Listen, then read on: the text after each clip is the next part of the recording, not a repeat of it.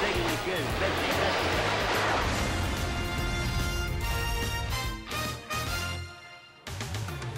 At Citi Field in New York, the New York Mets play the Washington Nationals. New York Mets baseball on SNY is brought to you by Spectrum. Hey, Mets fans, get the best TV, internet, and voice service today at Spectrum.com. By Toyota. Visit your local Toyota dealer or buyatoyota.com today. Toyota, let's go places. By Citi, preferred card of the New York Mets.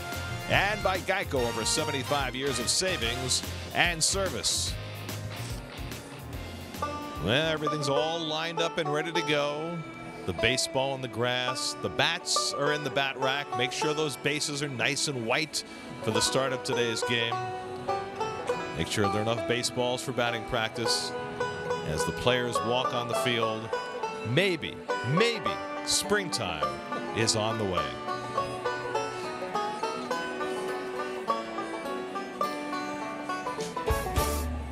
And a pleasant good evening, everybody, and welcome to Citi Field. Gary Cohen, Keith Hernandez, Ron Darling with you tonight as the Mets close out their three-game series against the Washington Nationals. The Nats have taken the first two games in this series in large part last night because of their ability to steal the Mets blind. 3 stolen bases last night, leading to 3 runs. All 3 stolen bases successful. The Mets have now given up 21 stolen bases, only 1 catch, 1 caught stealing on the year. And this national team, which is their division challenger, the Mets are the division challenger, they lead the league head and shoulders over everybody else with 23 stolen bases. We saw this trend last year with Dusty Baker's Nationals. They started it out in spring training, and when you have a pitching staff like the Mets, who are second in ERA in the National League, you got to find ways to beat them, and there's something they're going to exploit, and it's something the Mets are going to have to address. And one of the guys who's been most vulnerable to the stolen base is Steven Matz, who takes the mound for the Mets tonight. Yeah, base runners are 6 for 6 against Steven. He got a win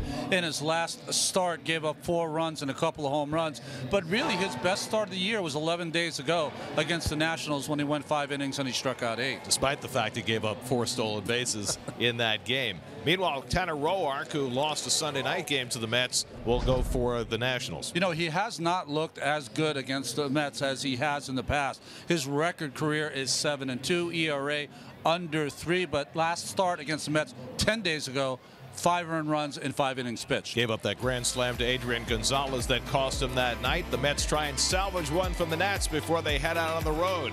Mets and Nationals, all the action coming your way on SNY.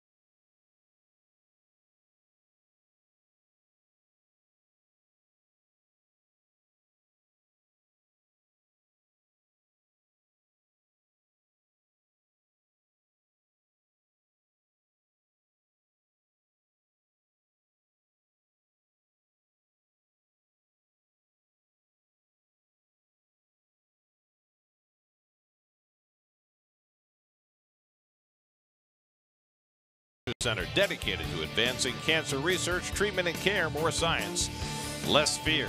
By Empire City Casino. Current jackpot is now over $1 million. You could be the next big winner. And by National Car Rental. Go National. Go like a pro. Download the app, play for free, start your streak, and compete to win $5.6 million. Download Beat the Streak today in the App Store or on MLB.com/BTS. SNY Super Slow Motion is brought to you by your Mercedes-Benz Tri-State dealers. Mercedes-Benz, the best or nothing.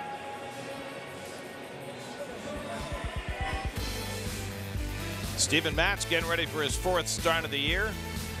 Cool night at Citi Field. Mets and Nats, first pitches coming right up.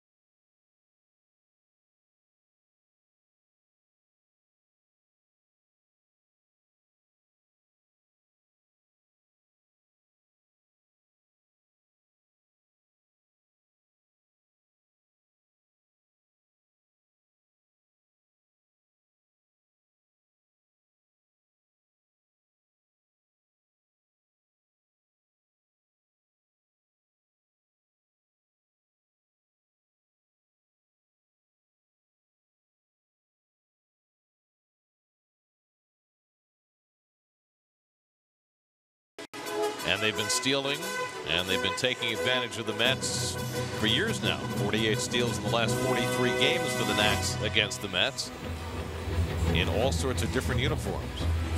And I love the William Tell overture underneath. All different pitchers, all different catchers. Missed tags. There are the numbers since the start of 2016. It's one of the reasons the Nats have dominated the Mets, particularly here at Citi Field. And, you know, you made this point earlier. I'm not sure whether it was on the air or off the air, Ronnie. When they don't have Murphy, they don't have Rendon, they don't have Eaton, they're trying to find other ways to win. Yeah, I talked to Michael A. Taylor today, and he said, you know, right now we're doing whatever we can, and it was exemplified by Taylor getting that great lead at third base and scoring on the contact play. That starting lineup, same as it was last night, with the exception of the pitcher, brought to you by Hyundai. The Nats came in here a struggling team at 7-9, but they had the big comeback win on Monday. They scratched out 5 runs last night, got good enough pitching, and beat the Mets 5-2. And now Steven Matz will try and stem that tide tonight. Well, you see the Toyota numbers on Steven Matz this year. Has not had a lot of luck against the Nationals in 5 starts. 1-2 with a 1.85. The Mets have only scored 11 runs for him in those 5 starts. Trey Turner takes the first pitch outside, and we're underway. Turner 5 for 9 in this series has really imposed his will, and he fouls back the fastball from Matz. He's been on base constantly. He's been running. He's been playing good defense. It's so clay-like, yes, in front of the mound and in the batter's box that you really have to dig to get down there. Good curveball right there from Matz. I was on the field today shooting that commercial for New York Lottery, and I had to dig in at home plate, and I would not have liked it if I was playing today.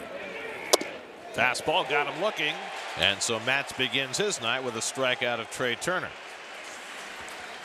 Take a look at your Lexus Metzi defense. You've got Gonzalez with the right-hander out there. So Gonzalez, Cabrera, Rosario, and Frazier. Frazier has not missed a game this year.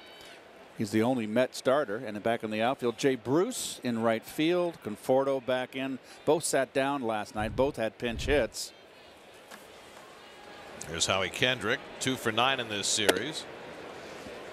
Kendrick filling in at second base while Daniel Murphy rehabs his knee. Murph just started playing in extended spring training today, and probably still a week to 10 days away. Change up and away, and it's 2-0. Murph not the only guy missing, but he is certainly a big piece. Has not yet played this year, coming off-season knee surgery. Well, Daniel certainly came into his own, and it started in the postseason with the Mets and that great run that came to a halt in the World Series against Kansas City. But he has become one of the best hitters in the game, top 5, and a clutch RBI guy. So he's missed. Kendrick doing a nice job filling in, though. He's hitting an even 300 over his first 60 at bats. Quality professional hitter. Yes, he is. Bryce Harper on deck.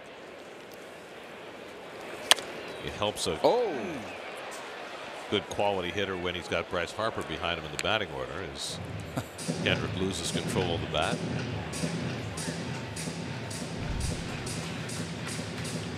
Did he get the umpire? No, went all the way around the umpire. Tom Woodring, the young home plate umpire, avoided any damage. 3-2 to Kendrick.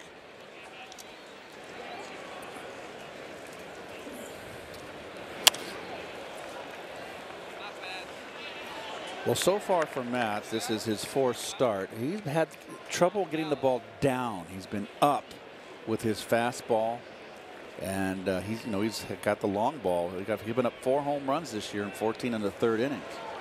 3-2 coming, and a chopper to the left side. Deep in the hole goes Rosario. The long throw on a hop, not quite in time, and Kendrick has an infield hit. It looked like when he planted, he slipped a little, so he didn't get a lot on that throw. I think his momentum was just too much to carrying him towards the third base line, left field line.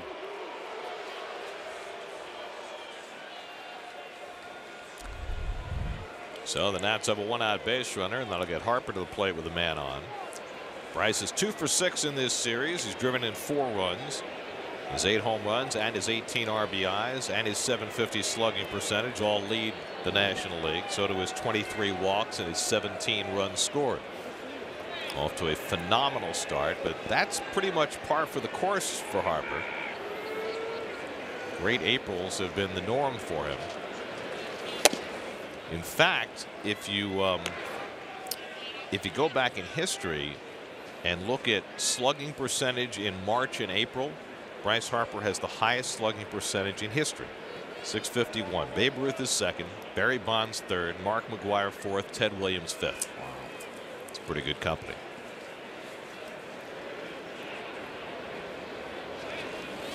And Matz falls behind him 2-0.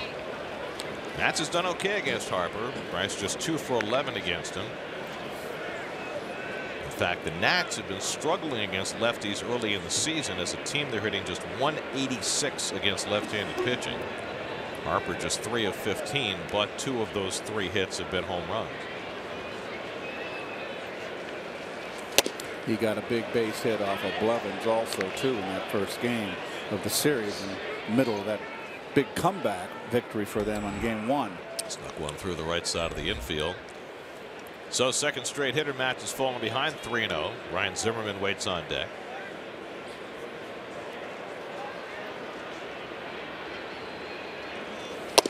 Harper takes one down the middle for a strike, 3-1. Last night, Zach Wheeler got into big-time first-inning trouble, but was able to find his way out of it after back-to-back walks to Harper and Zimmerman. He got a double play ball to get through. Wheeler was good, not great last night. Certainly was in position for the Mets to get him a win. He just lacked the big hit. Harper takes outside for ball 4, and the Nats have 2 men on. The 24th walk for Harper, coming in Washington's 19th game. Dave Fried figured it out for me last night around 207. Now with that walk, maybe around 210 number of walks in a season. He's on that pace. Wouldn't quite break Bonds' record, but he'd come close. 232 Bonds. 125 of them were intentional. Yes. That's the phenomenal. Yeah, and he even walked in with the bases loaded. So now Zimmerman, who had an RBI hit last night, just 1 for 9 in this series and hitting just 121 for the season. And he bats with 2 on and 1 out. And the first pitch curveball from Matz in for a strike.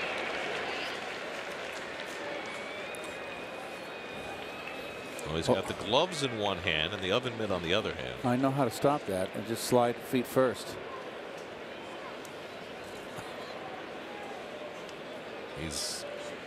He's protected one way or the other.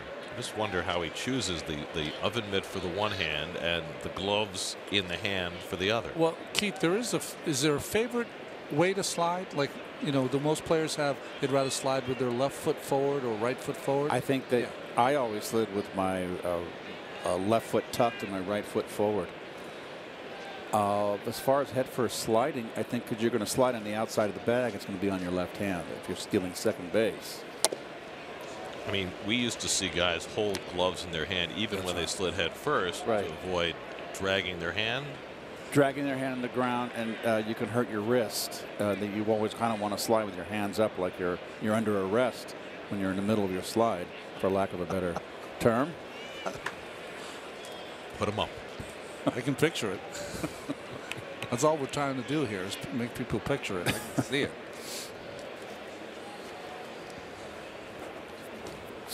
Matz has given up an infield hit and a walk, trying to negotiate his way through the opening inning. Zimmerman 0 for 11 in his career against Matz. And Steven runs one inside. It's 2-1. Moises Sierra, who's starting a second straight game in left field, is hitting 5th in the order. He had a good night last night. He's back in there tonight. He's on deck.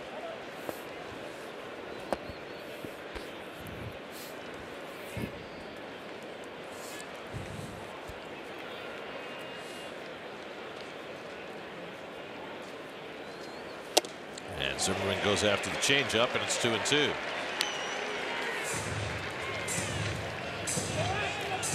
You see it so much today.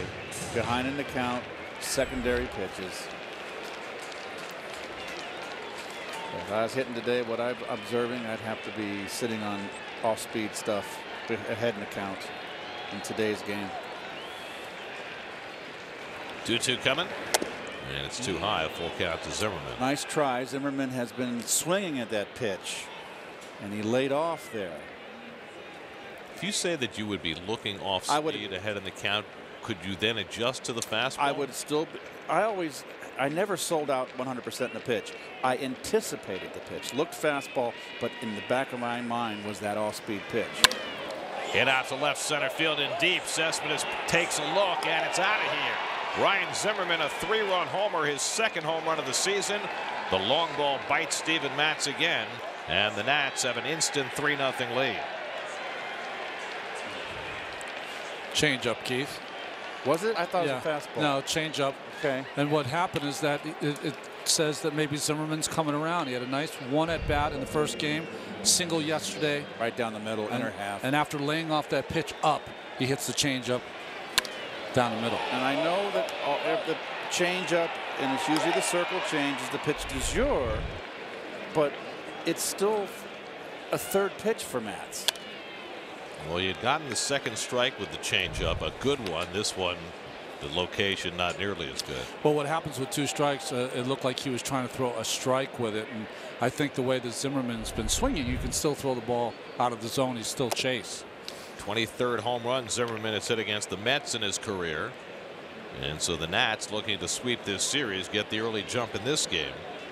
And obviously an enormous boost for Washington if Zimmerman comes around. 1-2 to Sierra, who is 3 for 5 in this series. Gary, the one pitch you cannot make a mistake with over the middle of the plate is an off-speed pitch. A changeup. You can't. You got to keep it away. Underneath Matz's glove and into center field, and Sierra becomes the 4th straight National to reach base.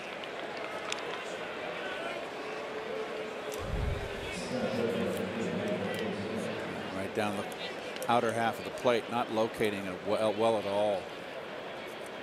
There's another change up there too as Lobaton goes out for one of the visits. So things going poorly for Matz in this opening inning. He's now given up 5 home runs in 14 2/3 innings to start the year. I think that changeup's going to go in that drawer where the dirty socks are. Put it away for a while. Go with 1 and 2. Try to get a rhythm. Now Michael Taylor. Taylor 1 for 6 in this series, hitting 190 for the year. Sierra stole a base last night. He's on first with 1 out, and Matz checks in on him. The Nats have 9 stolen bases this year thus far. This is the 6th game, so really in 5 games they've got 9 stolen bases against your Metsies.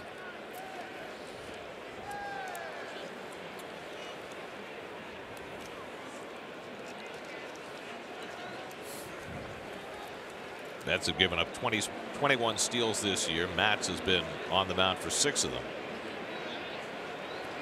The time he had the runner going back to the bag as he threw a strike to Taylor. Well, the Mets haven't given up the highest percentage of steals against, but they've given up more than anybody else. I think that puts them to the head of the class. Or in the corner with a dunce cap.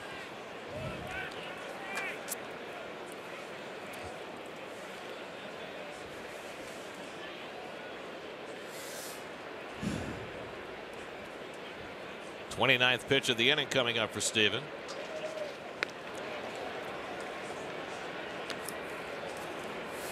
Matz has had trouble getting deep into games, and this certainly will not help. Still trying to get his feet under him in the first inning. And he gets that changeup in for a strike. 1 and 2 to Taylor. And that one was over the inner half of the plate. And you can get away with it lefty, lefty, righty, righty. But when you got the opposite end of there, you got to keep that changeup away. 1-2 coming. And he runs the fastball inside. 2 and 2. Again, Taylor, just like Zimmerman, taking a close pitch, ones that they have swung at during this series. You know, Island on the phone already. You have to.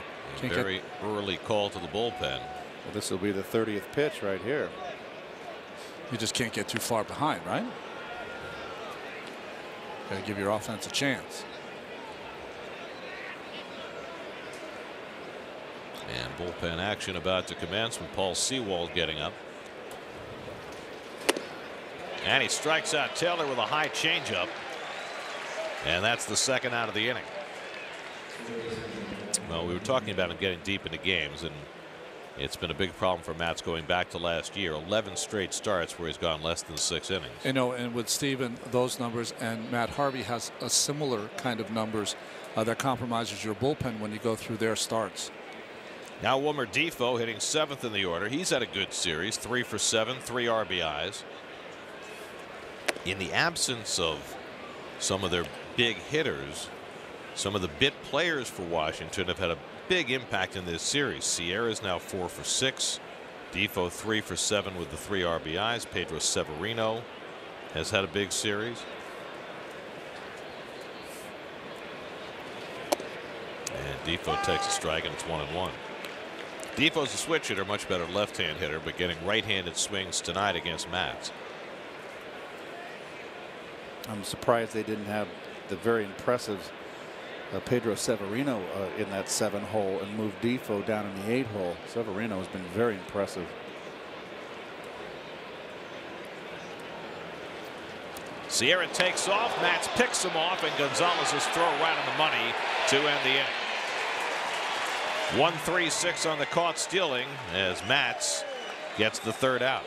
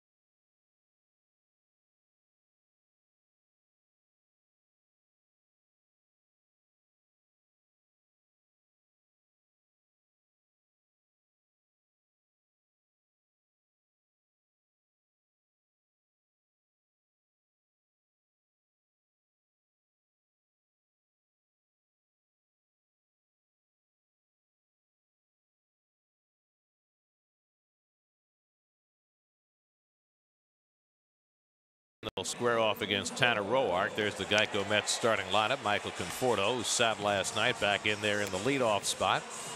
Adrian Gonzalez, who sat against the lefty as well last night, back in there at first base. Well, 10 days ago, Tanner Roark with his Land Rover above and beyond numbers. 10 days ago, he gave up 5 runs in 5 innings, pitched 9 Ks, which is good, but walked 4, lifetime 7-2 against the Mets. Conforto 1 for 4 in this series. This is his 9th start since returning from his shoulder injury. And Roark gets the first pitch in for a strike. Tanner Roark, now 31 years old. Took a step back last year, although he had a good second half. His overall numbers were not nearly as good as they had been the year before. Oh, check swing on a curveball, and it's 0-2. He's lost a little bit on that fastball. He always was around 90 to 92. He's more 88 to 90 now. It's a guy who got shuttled to the bullpen a few years ago when the Nats signed Max Scherzer, and he starts the delivery and stops it mid windup, and fortunately didn't hurt himself. No, what was that? It was like a cricket throw at some point. And he was going to throw the pitch from 30 feet away. Yes. Just caught a spike. Yep. Happens. Oh, there it is. No harm done with nobody on base, as long as he didn't hurt himself. 0-2 to Conforto. He bounces that curveball in there. That caught Severino. 1-2. Got him on the inner thigh. That's very tender. That hurts. Yes, sir. I know it. No protection there. Oof.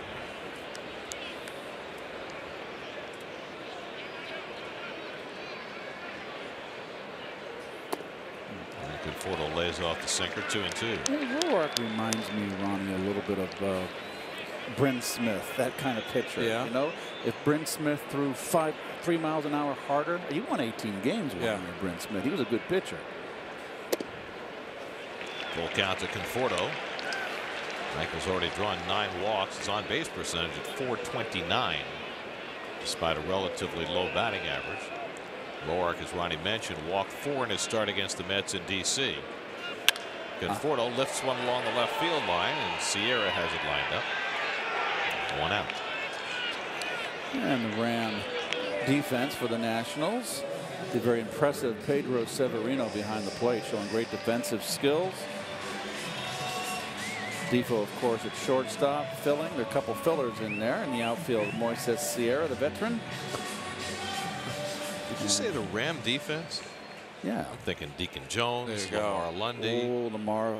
That's the one everybody forgets. Roland Olson. Roger Brown. Fred Dryer came later, truck. Here's Cespedes. Cespedes 2 for 6 in this series, had a couple of hits last night. That was the fearsome foursome.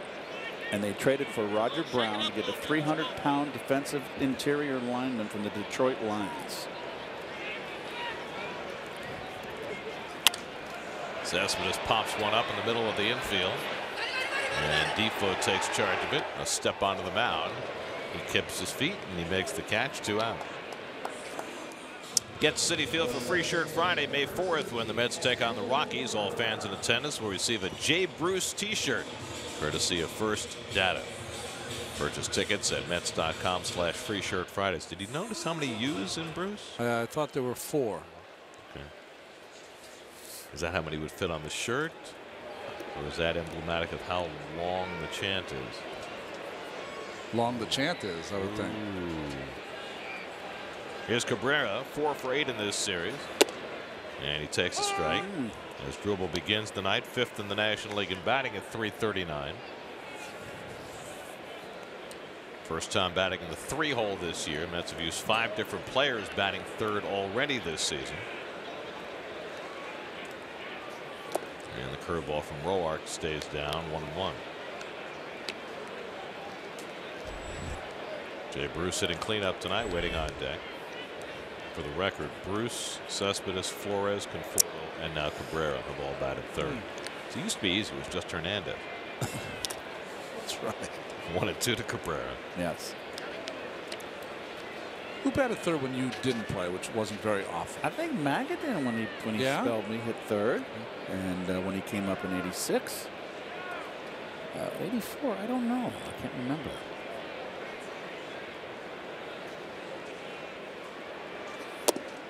Strike 3 call. Cabrera caught looking at a fastball.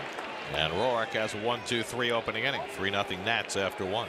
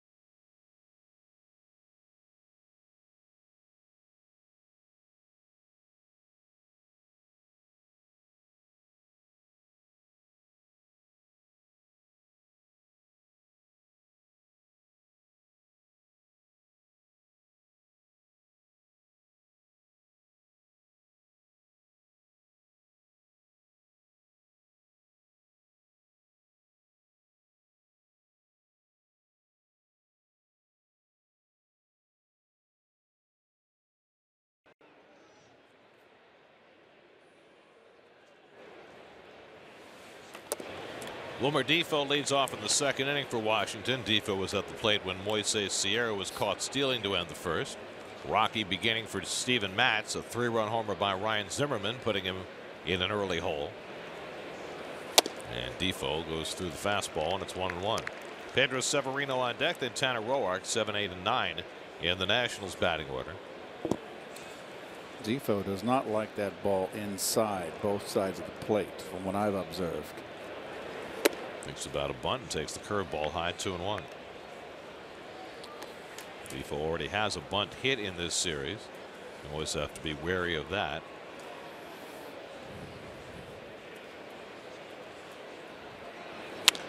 And that's yanked foul on the changeup, and it's 2-2.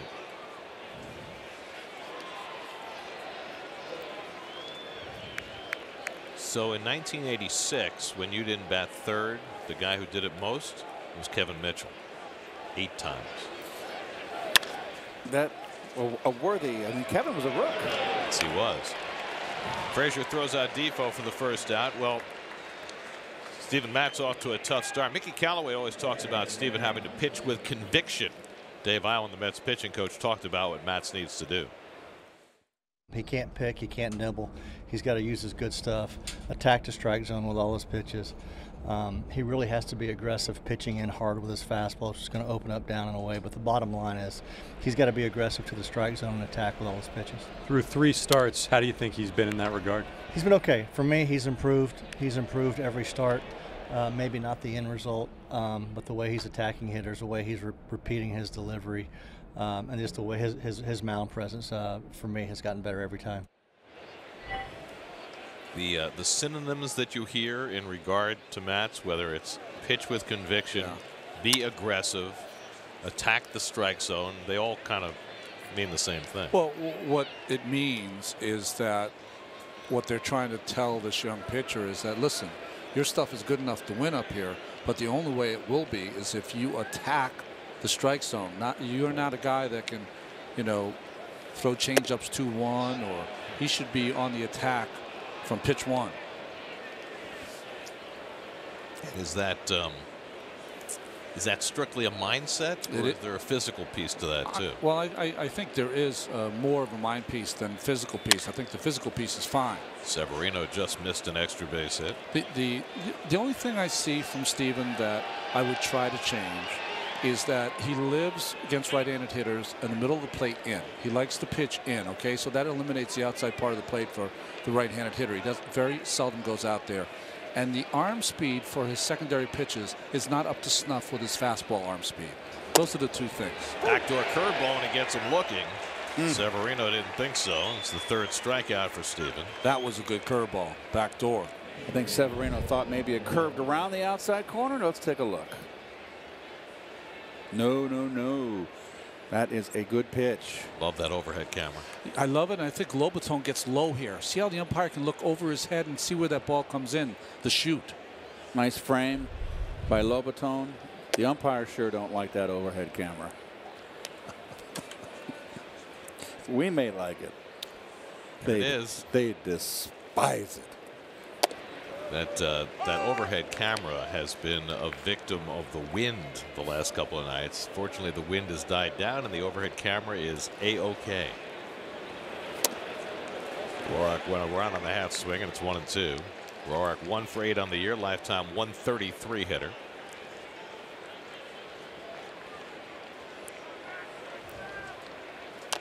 And Matz tries to finish him with a curveball, but Roark spoils it. Got to snap that curve. Don't slow it down. And Roark takes a call, 3rd strike, and Matz has a 1-2-3 inning against the bottom 3rd of the order. 3-0 Nats in the 2nd.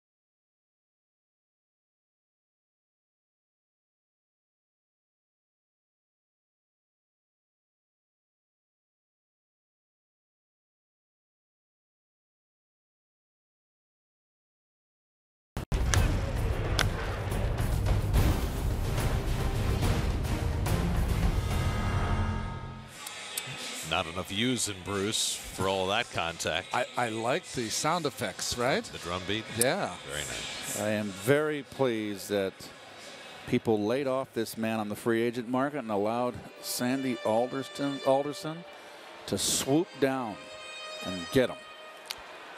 Very interesting. Jay did an interview with MLB.com, which came out today, where he was asked whether he would have liked to have gone back to his home state of Texas to play, particularly for the Astros. And he said that would have been great, but there was never really any traction, and that he was thrilled to be back in New York. But we all know his home of Beaumont, Texas is very close to his heart. Roark fields the grounder and throws out Bruce for the first out. My mother from Beaumont, Texas. So they're fellow Beaumontians. Is that really what they are? Just thought I'd throw it out there. I've been to Beaumont in my youth. Never saw rain like that in thunderstorms. My gosh, when we were kids, Gary and I, not Gary Cohen, folks, my brother. We knew that. Todd Frazier takes a strike. I've never been to Beaumont, but I remember watching Hugh Beaumont. That's right. Oh, that's right. Ward Cleaver. Yes. Leave it to Beaver. Yes, Mr. Cleaver. Mrs. Cleaver. Todd Frazier had a rough night last night. 0 for 5 with 4 strikeouts. In fact, he's struck out 6 of his last 7 at bats now. Yeah, he had a tough run last night. Didn't look comfortable at the plate. First time all season. And Roark misses inside, 2-1. Adrian Gonzalez on deck.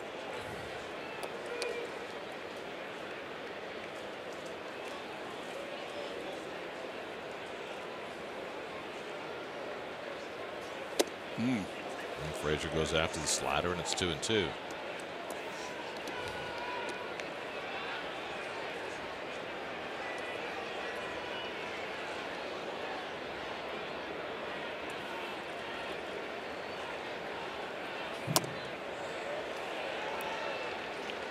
Second full count for Roark tonight. Theme of the game last night for Frazier is swinging at pitches outside the strike zone. We hadn't seen that. I wonder, you know, we talked a lot early this season about Todd and the fact that he's made a mid-career course correction as far as his chase rate is concerned. But, you know, anytime you've made that big a change, I would imagine sometimes you slip back into old habits. I would definitely guess so. The it's hard to judge the hitters, to me, with the way the weather's been. It's hard to judge pitchers. Yeah. This is just not baseball weather. I mean, it's warmer tonight. And that just missed inside. Frazier is on base with a 1-out walk. First base runner for the Mets against Roark.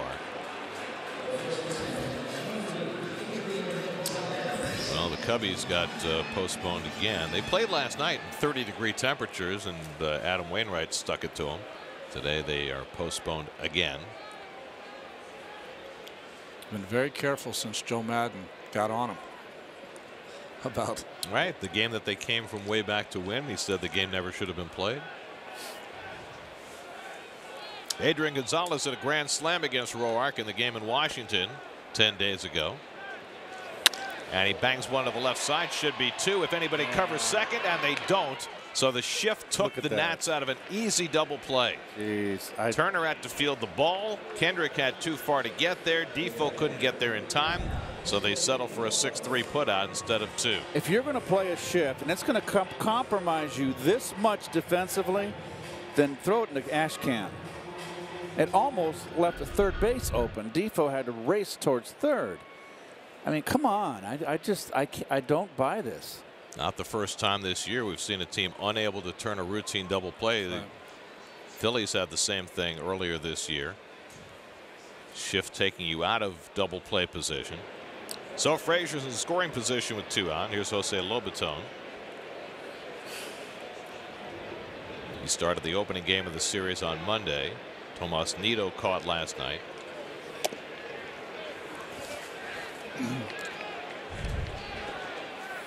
Well, Watch the end of the play. Defoe here tries to get there, and now realizes, and even everybody realizes, even Tanner Roark, as well as the catcher Severino, third base was unoccupied.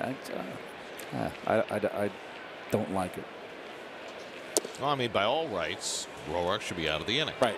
See, the problem is, though, the algorithm will show that they had an out on the play because they had a fielder at the perfect place for the ground ball. It won't show that it should have been 2 outs instead of 1 out.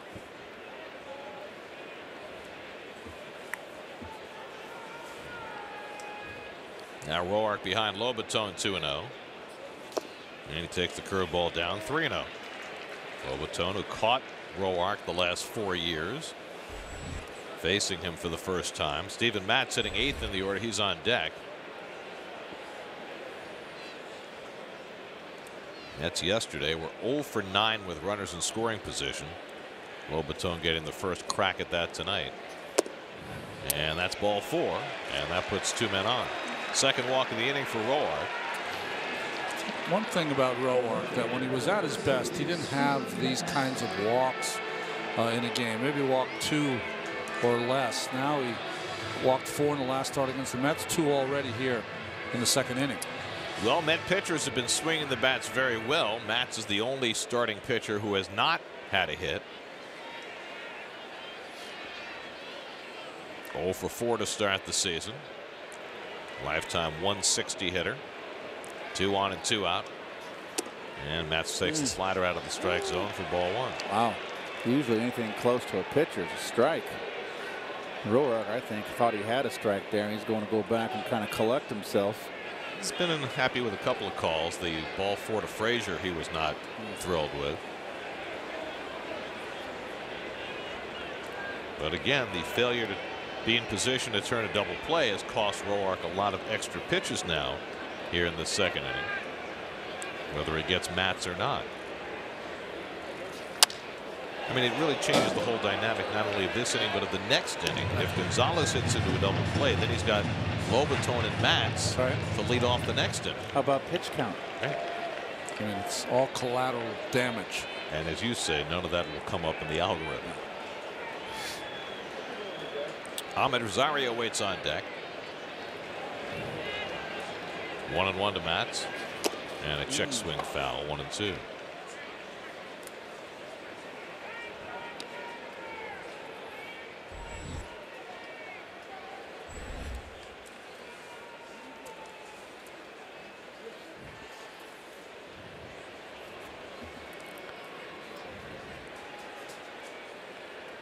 Frazier at second, Lobaton at first with 2 out. And Matz loops one to center, and Taylor's right there. And that retires the side. Couple of walks, the Mets leave 2 after 2, 3-0 Washington.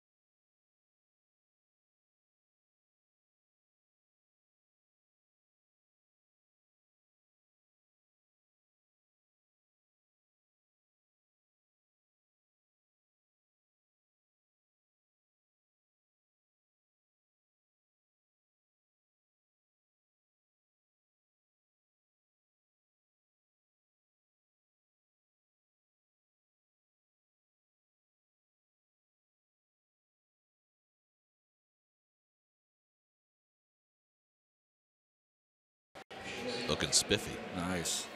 3-0 Washington as we go to the third.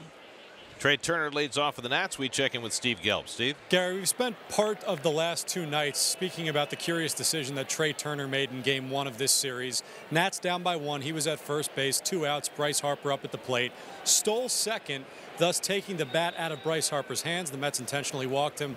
Ultimately got Zimmerman to get out of the inning. Now, on the surface, it seems like somewhat of a thoughtless steal, but speaking with Turner, a lot of thought actually went into it. At its most basic level, he said to himself, even at his best, Bryce Harper is going to fail 65% of the time. Even if he succeeds here, if he hits a single, which is more likely, then I'm still at second base, he's still at first base with Zimmerman up and 2 outs. So I'm going to ensure that's going to happen. Zimmerman's a good hitter. Eventually he'll come out of this. And ultimately it didn't happen there, but it has happened the last couple of nights since. Beyond that, though, a secondary level of this is that Trey Turner was coming off a series in which the Nationals scored 2 runs on a pass ball, and one of them when he was at second base. So he said to himself, if I'm at second, crazy things can happen. Maybe I get to third. Maybe I score on a pass ball. Oh, I'm inclined to disagree. I've got this MVP up there, and you got Zimmerman struggling, and sure, he's going to come out of it. Okay, fine. But he is off to a bad start and mired in a slump. And Harper is your big bat. I am not going to take the bat out of his hand, especially a guy like Harper who's got power and pop. I'm going to let that man swing the bat. And there's strike 3 called. So Turner thought maybe he had a walk, but Matz gets the call from Tom Woodring, and Turner is called out on strikes for a second time.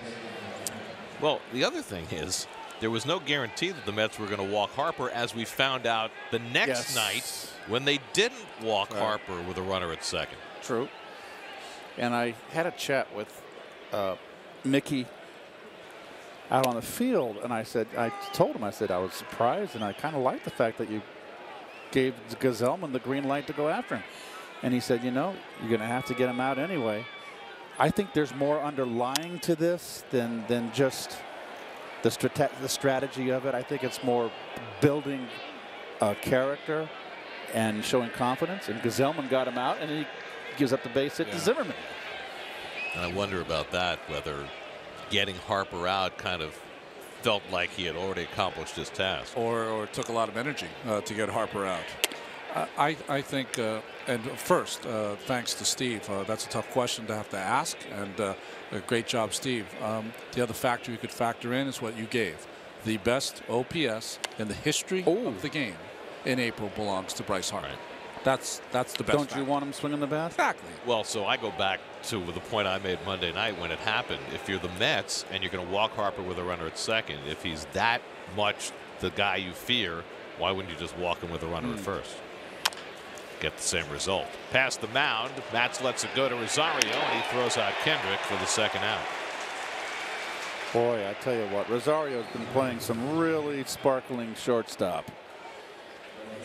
Boy, what an upgrade on defense for the Mets on the infield. Boy, just really solidifies that left side. So Matz, after the rough beginning, has now retired 6 in a row, and this time he'll face Harper with the bases empty. He walked Harper with a runner at first in the opening inning, and then Zimmerman clubbed a 3-run homer. Frazier is playing a little in, only because we saw Harper try to bunt once this series. He won't be trying to bunt here.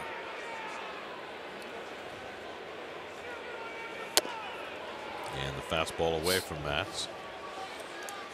Well, Rookie of the Year, MVP, 25 years old, and he'll be maybe the highest priced free agent in history of this winter. Wow. 25. That's how the shift played perfectly. Rosario is there to throw out Harper, and Matz has settled in. He's now retired 7 in a row.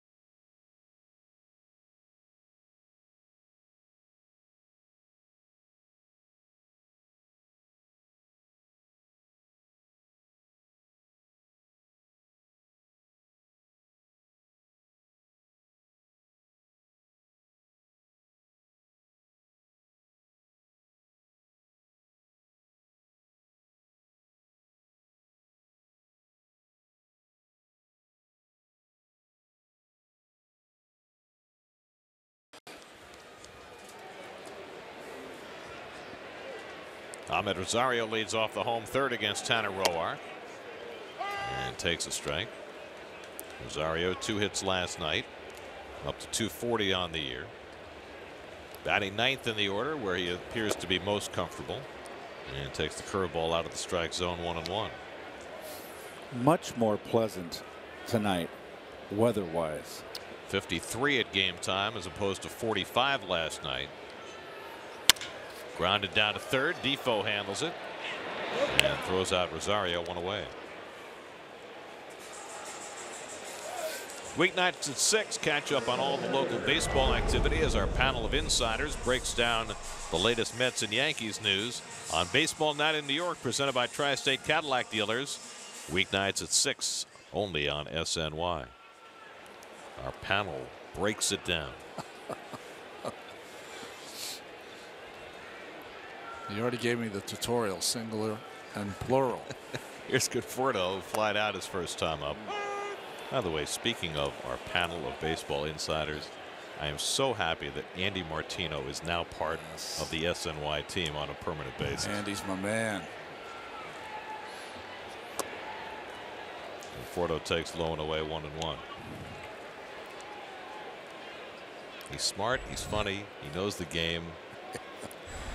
Looks at things sometimes in a little different way than the rest of us. A little feisty. Yeah, I like that. It's all good.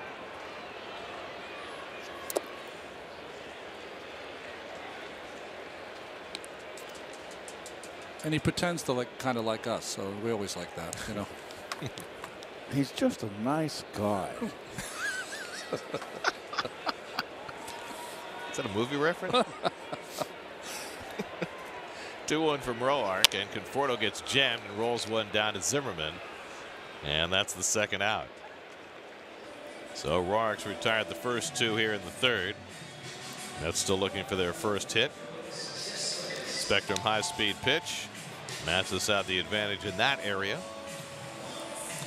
So if you ask yourself, why is Tanner Roark successful? He doesn't throw, throws around 90 miles an hour. I wouldn't say his curveball is that sharp. His slider is not that great, but he hides the ball well. His arm speed is great. On every pitch, it looks the same. Throws it out of the same slot. You do those 3 simple little things, you can be effective. Well, Cespedes got himself 2 hits last night. He's been mired in a slump. Swinging the bat better. See how he progresses tonight.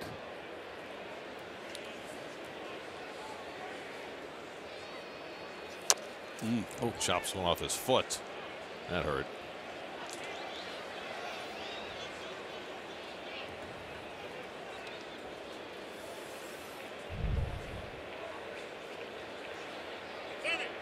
Oh, that's the shin. The just below the knee. Shin is that hurts. It hit the shin because that ball was a foot inside. Cespedes waves the trainer and his manager away. You know what's interesting about that? We've seen in the past managers, trainers sprint out to a player when he's fouled one off. Mickey kind of walked out there. You all right? Okay. That was telling for me, I think he's learned quickly also that he deals with Cespedes maybe a little different than he deals with some other players. Just their discussions about, when he should take some time off. Yeah. No. Not all players are treated equally. That's how it's always been. But that's also part of being a good manager, whether it's in baseball or any other line of work. You have to know your charges, and you know that everybody's not the same. Right. And know the guys that you handle in one fashion, maybe tougher, and maybe kid gloves with another one, and what they respond to. 2-2, and he chases the slider for strike 3. So Cespedes is fanned. Roark has his second strikeout, and the Nats are up 3-0 after 3.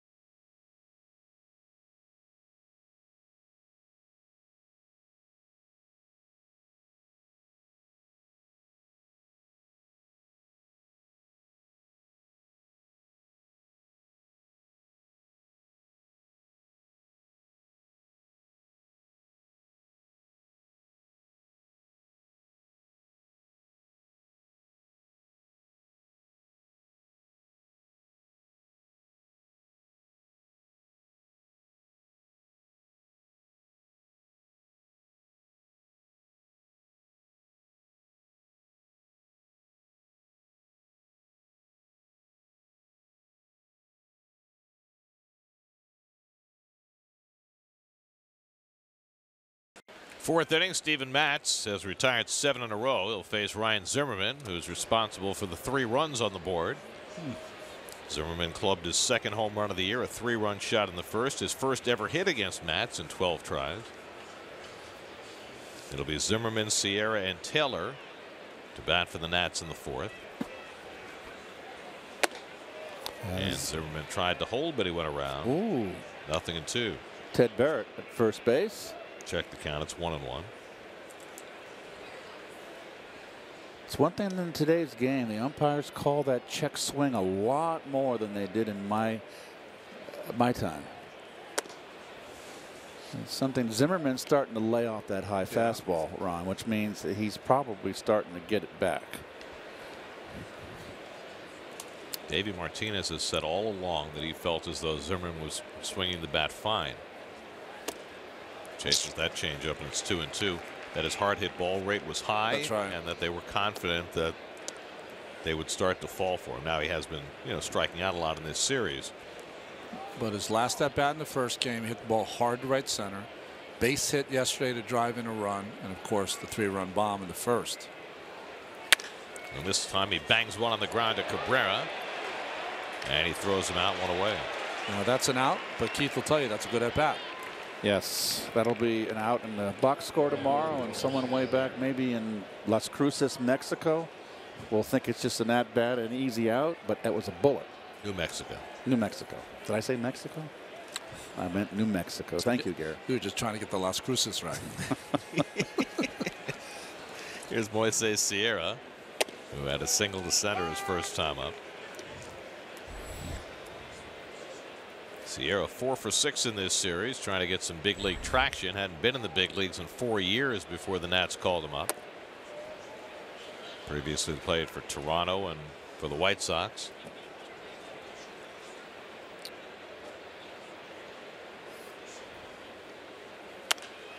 But there have been some opportunities in this Nats lineup for backup players to shine with all the injuries they've had. Anthony Rendon hasn't played at all in this series. He's still on the active roster. Fouled the ball off his big toe last Friday and has not played since. Adam Eaton on the DL. Daniel Murphy on the DL. Curveball bounced to third. Frazier gives ground. And the strong throw right on target, 2 out. So that's 9 straight retired by Matz, all on strikeouts and ground balls.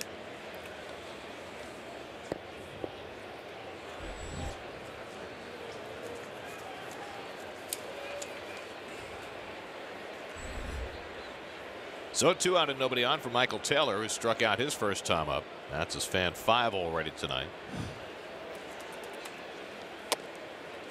And this is with the curveball for ball 1.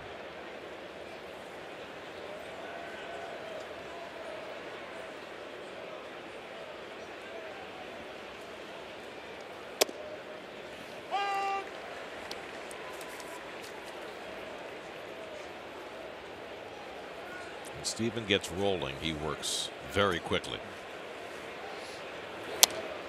And now he's ahead on Taylor, 1-2. All 3 hits against Matz tonight have come with 2 strikes. He's given up 13 hits this season. 10 of the 13 have come with 2 strikes. But this time he takes care of Taylor. Caught him looking with a fastball. 6 strikeouts for Matz, who's now set down 10 Nationals in a row. Now he's hoping the Mets can get him some offense. 3-0 Washington.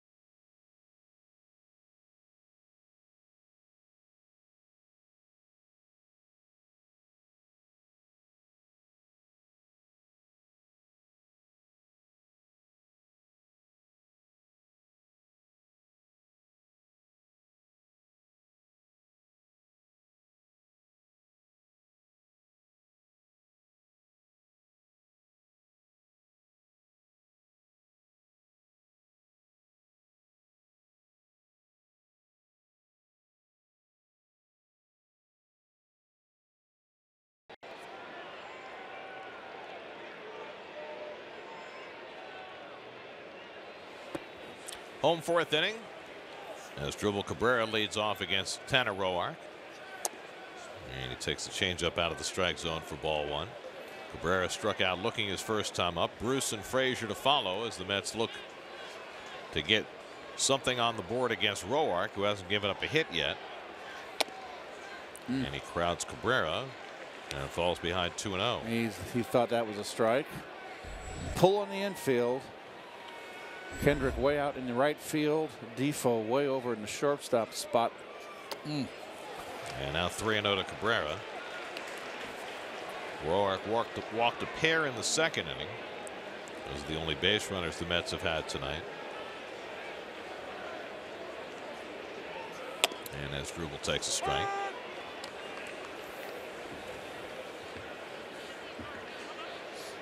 There's your defense right there.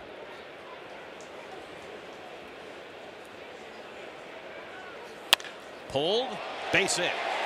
Chased toward the line by Harper. Cabrera turns first. He'll go to second. Harper can't cut it off. And Cabrera easily into second with a leadoff double, the Mets' first hit of the night.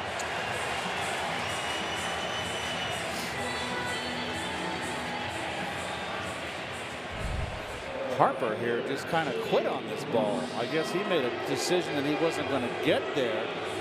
Watch this. I can assure you, if he had gotten to that ball, there's no way Cabrera would have tried to go for two.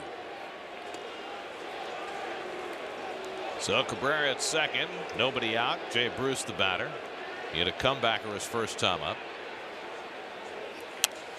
And goes after the first pitch changeup and fouls it off. Jay's been a little bit under the ball, a little bit of a uppercut in his swing. Trying to think, a little bit of a loop in his swing, causing him to get under. Almost like he's trying to lift it. Yep. Hitless in his last 11 at bats. Of course, lifting the ball is a big part of what Jay is trying to do, but I guess it depends how you get there. I guess I'm not explaining right. To me, when I watch him, it's almost like trying to help the ball get up as opposed to having the swing that produces the result, you know? His swing has a smile to a little arc instead of straight to it. And he goes down on the fastball. 3 pitches, and Roark takes care of Bruce for the first out. Third strikeout for Roark. Upstairs, the pitch to hit for Jay was the 0-1 fastball down in the strike zone and up, and he had a good cut and missed it. But you see right there, he's still under the ball in that swing. Let me ask you a silly question. Maybe it's not so silly. Could his foot have anything to do with his swing? You know what? I've never had a foot injury, so I really can't speak to that. What do you think? It could. It could. Here's Todd Frazier.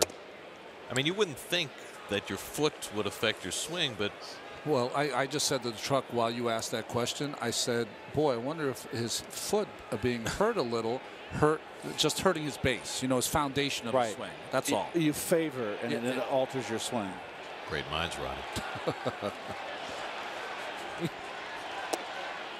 Frazier takes a breaking ball off the strike zone, 2-0. Frazier walked his first time up. Right-hand hitters have had a devil of a time against Roark so far this year. They were 2 for 27 against him coming in, and he hasn't given up a hit to a right-hand batter yet tonight. And now he's behind on Frazier, 3-0. Now this is how he got in trouble in Washington against the Mets. He was trying to pick around the plate and ended up walking a couple of guys, and Adrian Gonzalez got him. Hit a grand slam after 3 consecutive 2-out walks. 3-0 to Frazier, and that's a borderline strike.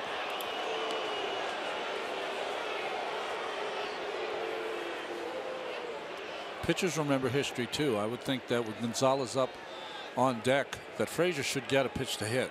Right side of that infield's wide open for him. Kendrick way up the middle.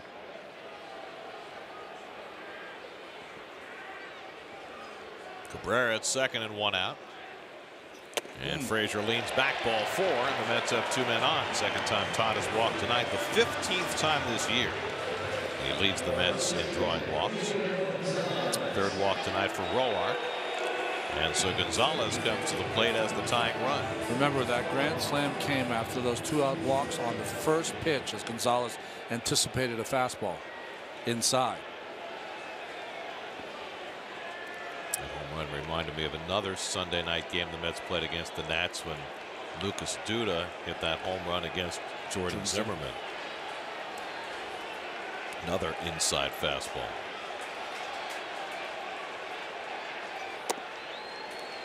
Gets the first pitch changeup for a strike. Gonzalez grounded out to short on what should have been a double play in the second inning, but with the Nats in a shift, they could only get one out. And Roark had to face 2 more batters in that inning. Paul Sewald staying loose with Matz's spot 2 batters away. And Gonzalez lines one up the middle, base hit. Around third, Cabrera, he'll come in with the Mets' first run. Frazier goes to third. Adrian Gonzalez comes through against Tanner Roark again. This time an RBI single to cut the Nats' lead to 3-1.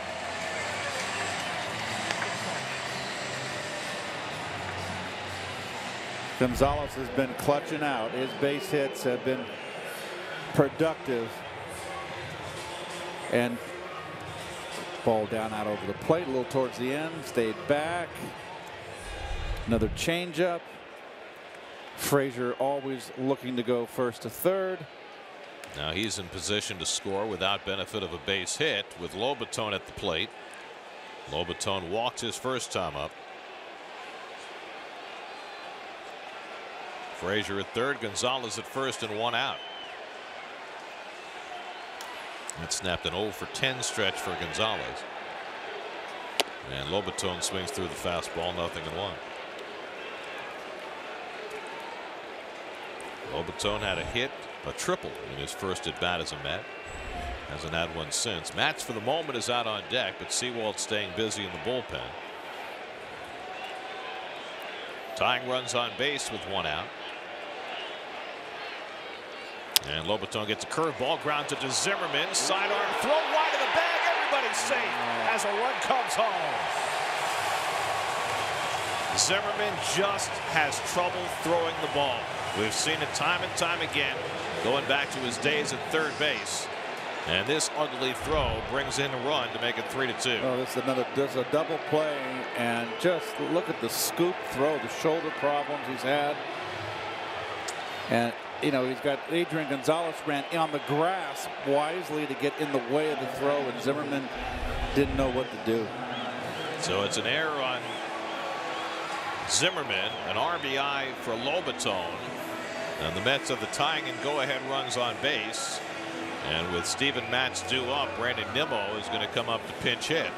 So Matz is done after 4 innings, and the Mets have a chance to get him off the hook if Nimmo can come through. 2 times the Nationals have not turned a double play for Tanner Roark. Right. Matz is angry, but the 3-run bomb in the first is what's taking him out of this game. Started poorly, finished extremely well, retired 10 in a row, and wound up striking out 6 batters in 4 innings, and his manager and pitching coach make sure he understands. They were all over it, weren't they? Oh, I wouldn't want to come out of this game.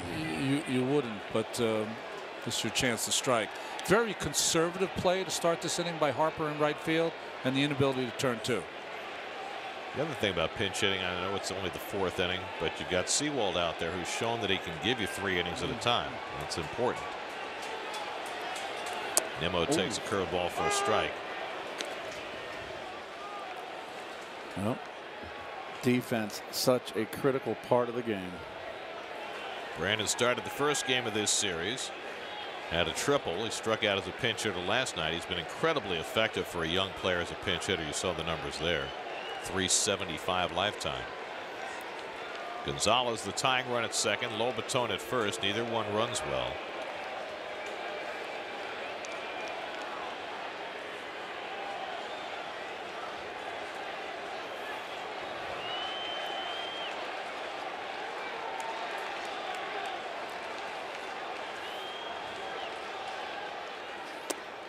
And Nimmo takes low and in, 1-1. Roark is trying to pitch inside. He gave him a little look there. He liked that call. He's not happy. He's had a bunch of calls he's been unhappy with. They're close, but they're not strikes. They could go either way, and the umpire's not giving it to him. There's the line on Matz. 12th straight start. He hasn't gone 6 innings. Nimmo's 2 for 3 with a home run against Roark, and he pounds that one into the ground, and it's 1-2.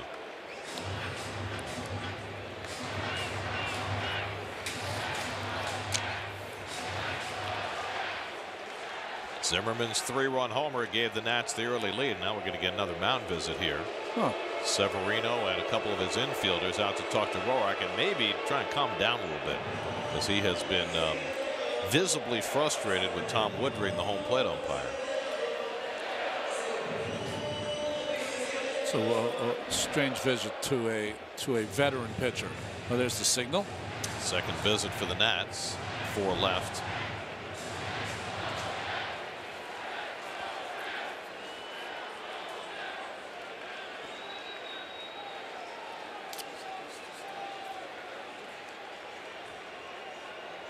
Nimmo waiting on a 1-2 pitch.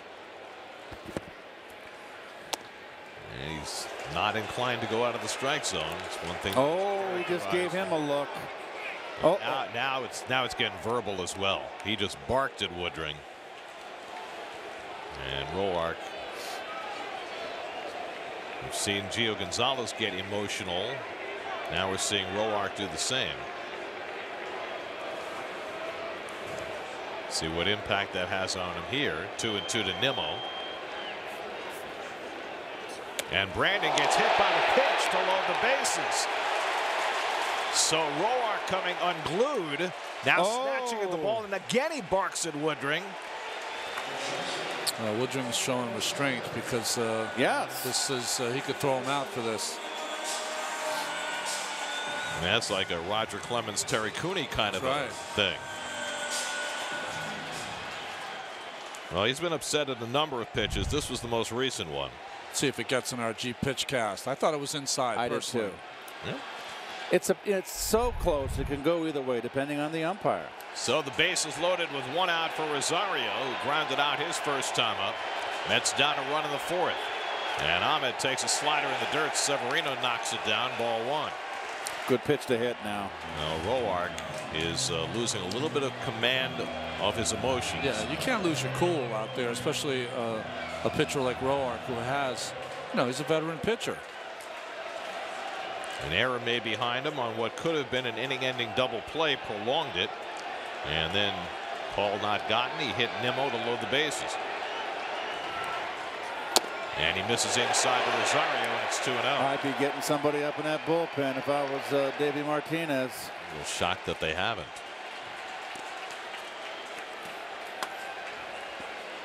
Gonzalez the tying run at third, Lobaton at second, Nimmo at first with 1 out, 2 runs already home in the inning. And Rosario grounds a double play ball to Turner. Can they turn it against the speed? They do. Nice turn by Kendrick. 6-4-3 double play. Gets Roark through the inning, and he continues to jaw at Tom Woodring as he heads off toward the dugout. So Roark survives the 4th despite calls that he felt didn't go his way. Mets get 2 to get closer.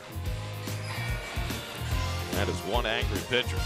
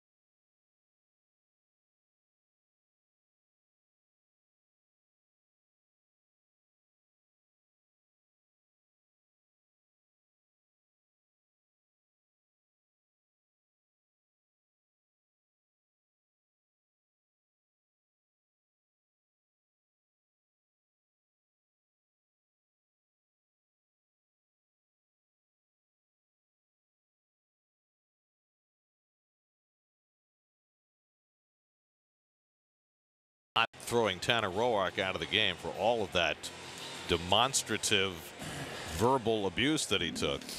Well, these are the two pitches that we saw. You got it right there. Close. Both close. Both going against the pitcher. And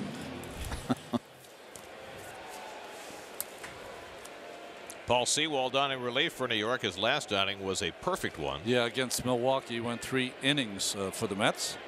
9 up, 9 down with 5 strikeouts in that outing. Wilmer Defoe takes up and away for ball 1. Well, Matz gave up 3 runs in the first on a Zimmerman 3-run homer, but he retired his last 10. Wound up striking out 6, walking 1 over 4 innings. 3 runs, 3 hits. Defoe grounds one down to Gonzalez. He'll take it himself. 1 out. Adrian still flashing that leather. He's got some gold. Yes, he does. Now Pedro Severino, the rookie catcher, who struck out looking his first time up. It's been a lonely night so far for the Met outfielders. Other than watching Zimmerman's home run ball sail over the wall, they haven't had much to do. Severino showing bunt with Frazier playing deep.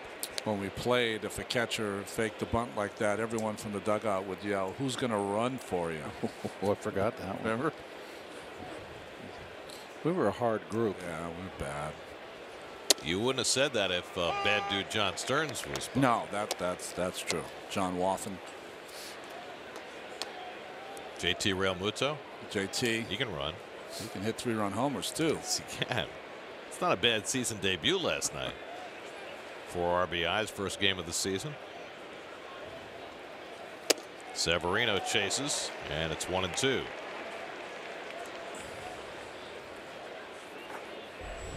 Tanner Roark. We'll get a chance for a little FaceTime with Tom Woodring in a moment. Yes, he will. 1-2. Off the corner, 2-2. I wonder if after watching it on video, because you know he did, if he's going to offer up a mea culpa, try to have a truce here before he goes back out there. You'd like to have the umpire on your side when you head back to the mound, wouldn't you? Severino gets jammed and pops one up for Gonzalez. 2 out. So Sewald picking up where he left off against the Brewers. Let's watch Roark and see whether he and Woodring have anything to say to one another.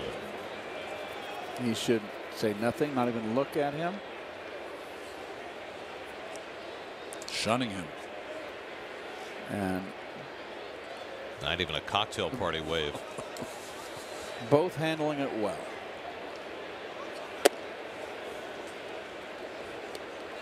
Roark struck out looking his first time up. Like he wasn't even there.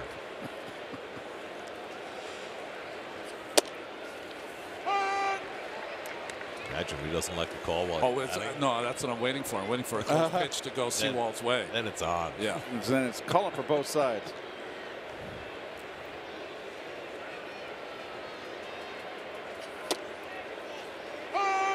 One and two. There's a smile, please. Yep. That's the inside strike he wants. That is the inside strike he wants. Going to get himself now they're chatting. Now there were words. Woodring may have just warned him, by the way. And he struck him out to end the inning. And now Roark and Woodring are not done.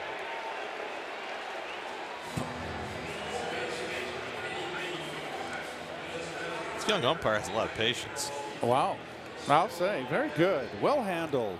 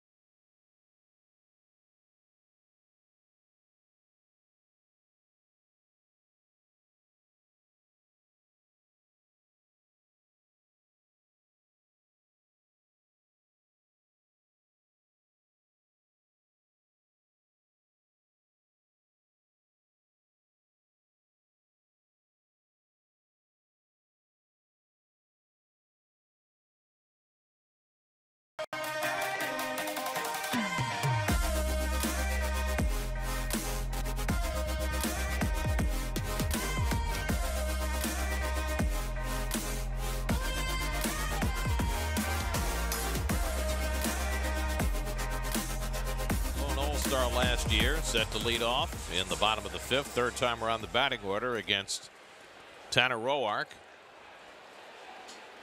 Michael having a little bit of a hard time right now up at the plate. Flied out and grounded out tonight, 1 for 6 in this series. And gets first pitch changeup for a strike, 0-1. So Roark starting his third time around the batting order. Cespedes and Cabrera to follow. Mets got a couple of runs in the 4th, but Roark avoided further damage with a bases loaded double play. And the curveball drops in for a strike, 0-2. Do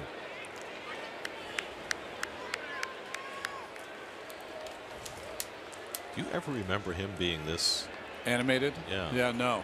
He's usually stoic, right? Yeah. I mean, I started a lot of games in the major leagues. I never, ever got on an umpire like that. You just they wouldn't allow it. Not in a Met uniform, right? No, you were always composed. You tried to be under your breath.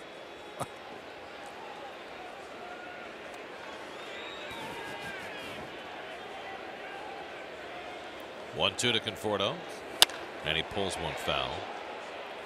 When Roark gave up 5 runs against the Mets 10 days ago, it was the most runs he had ever given up against the Mets in 18 career appearances, 12 career starts. He has generally been at his best against New York, 7-2 lifetime. And Conforto takes on the inside corner, and Roark gets that inside strike for the first out. Well, they bit off a little more of the plate this time. Very good. I like that term, bit off more of the plate. I like that. And this is a strike. Definitely.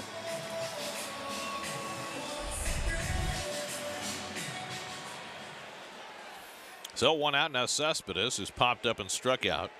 28th strikeout for Cespedes coming into the night. Only Paul DeYoung of the Cardinals had struck out more in the National League. Well, when Cespedes breaks out, it'll be the devil to pay. Because he's going to break out, and when he breaks out, he'll go on a tear.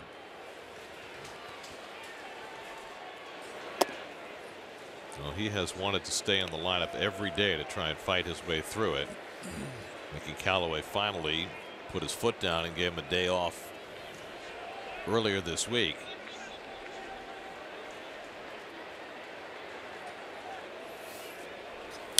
And he's been out more than once on this homestand for early batting practice as well. He was out there today with Conforto and Reyes before the game taking early BP.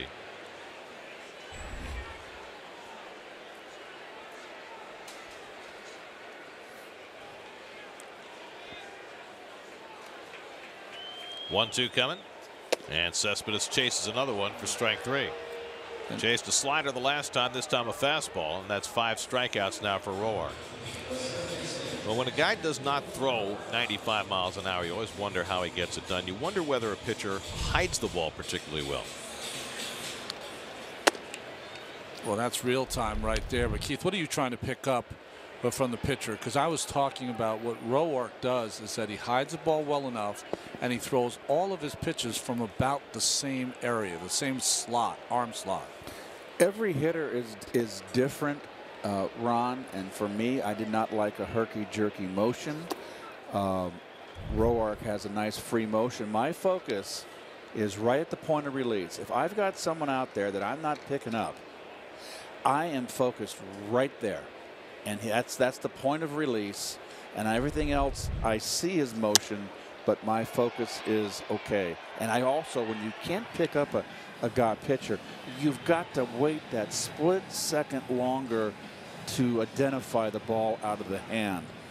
So it made me more of a line drive hitter, depending on how hot I was or if I was in a slump.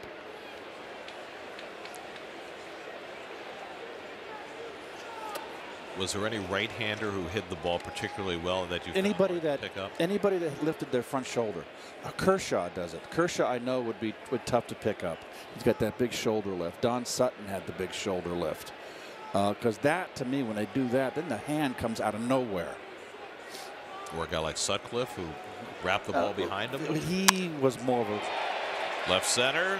Taylor diving, and he made the catch. Nice play, Michael Taylor.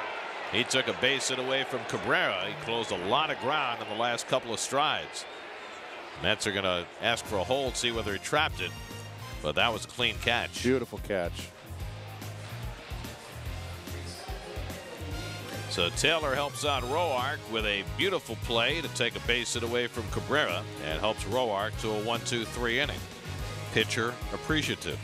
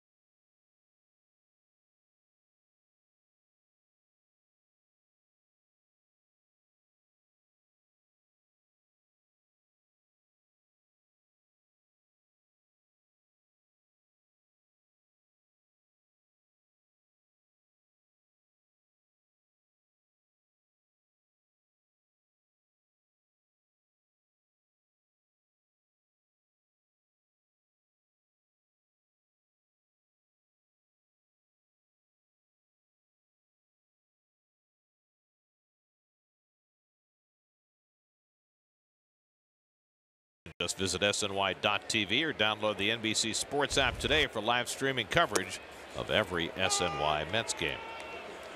Top of the batting order, Trey Turner leads off against Paul Sewald to begins his second inning of work. Sewald got the side in order in the 5th. He's on a pretty nice roll right now. Fly ball out to center. Conforto in a couple of strides to retire Turner, who's now 0 for 3, 1 out. Let's check in with the studio. Eamon McEnany has a game break.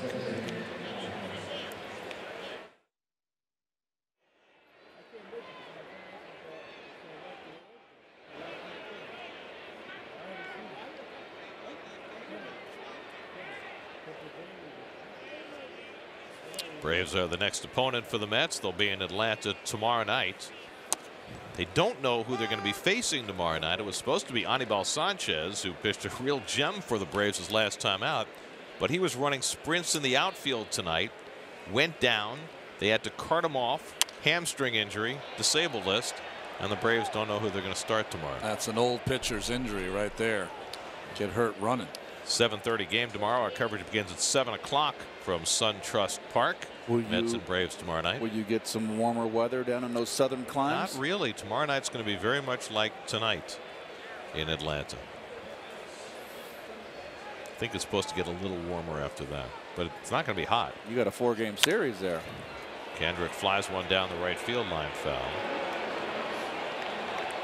Are they playing 7:30 most of the time there? 7:30 on weeknights, 7 o'clock Saturday. Okay. And that 7:30 is because of the traffic. That traffic in Atlanta is just brutal. Yeah. Come on. That's what Atlanta people say about New York. There's no reason to play it. If you're going to play at 7:30 there, you should play at 7:30 everywhere. But Kendrick goes down on strikes, and Sewald just continues rolling. That's 17 straight batters he's retired. What's been remarkable about Paul is that, you know, he was the guy least used in that bullpen. So he had to keep himself sharp, and when he had his chance, he's made the most of it. And that first appearance he had at the first homestand, he had a real hard time. He got himself out of a jam. He gave up a run, but he was not sharp. But since then, he's been spectacular. So 2 out and nobody on. Bryce Harper bats with the bases empty. Bryce has walked and grounded out tonight, 0 for 1.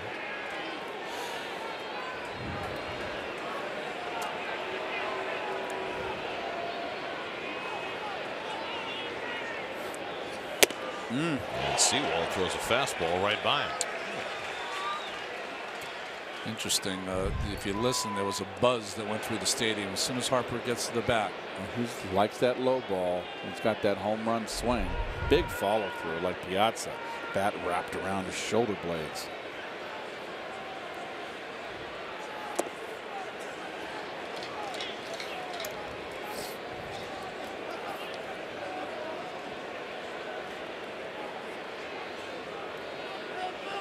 Paul Sewald, Bryce Harper, both from Las Vegas.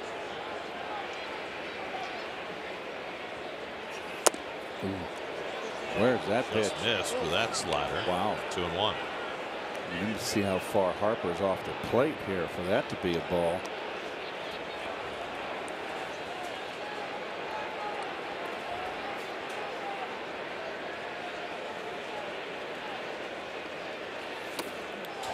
Goes to the off-speed pitch and gets a swinging strike. 2-2. That's a pitch that probably wasn't factored by Harper, because when you watch Sewald, mostly fastballs, sliders. Very rarely does he throw a changeup. Pitch that he's really just unveiled this year as a legitimate weapon. Up and in with the fastball. 2-2. Struck him out. What a job by Paul Sewald. 6 up and 6 down tonight. 18 in a row retired over his last 4 outings. And he gets Harper on strikes.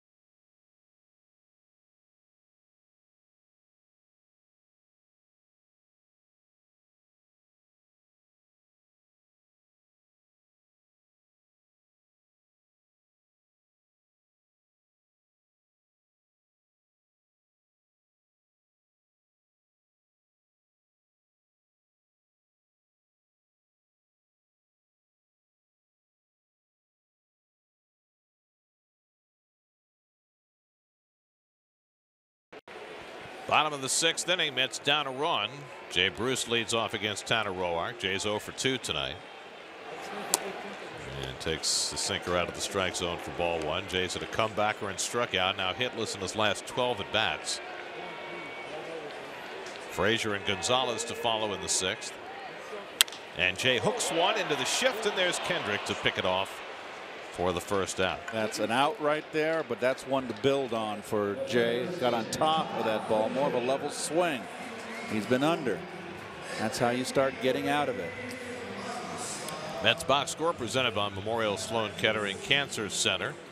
Gonzalez an RBI single. Lobaton a ground ball that Zimmerman threw wildly that resulted in a run.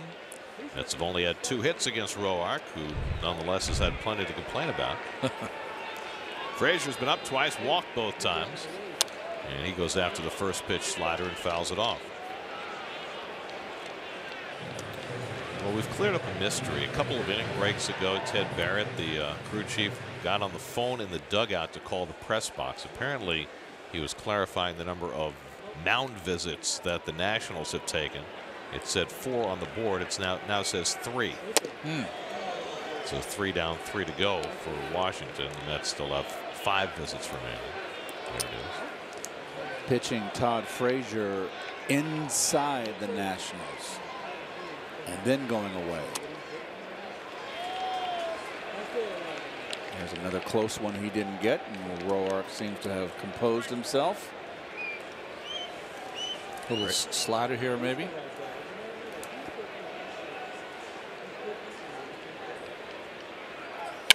Fastball hits sharply to Turner and spins him around. He recovers and throws him out. Trey Turner got eaten up on that ground ball, but recovered to make the play.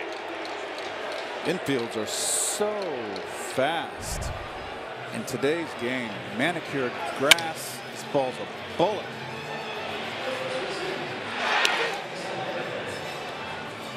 Mets declined to challenge the call, and with good reason. He was out.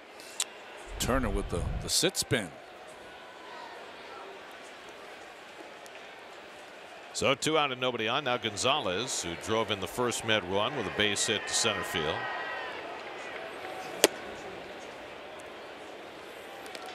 So after his mini meltdown in the 4th inning, he hit Nimmo with a pitch, and since then he hasn't allowed another hit, another base run. He did get a helpful play from Michael Taylor in center field against Cabrera in the last inning, but Roark has persevered.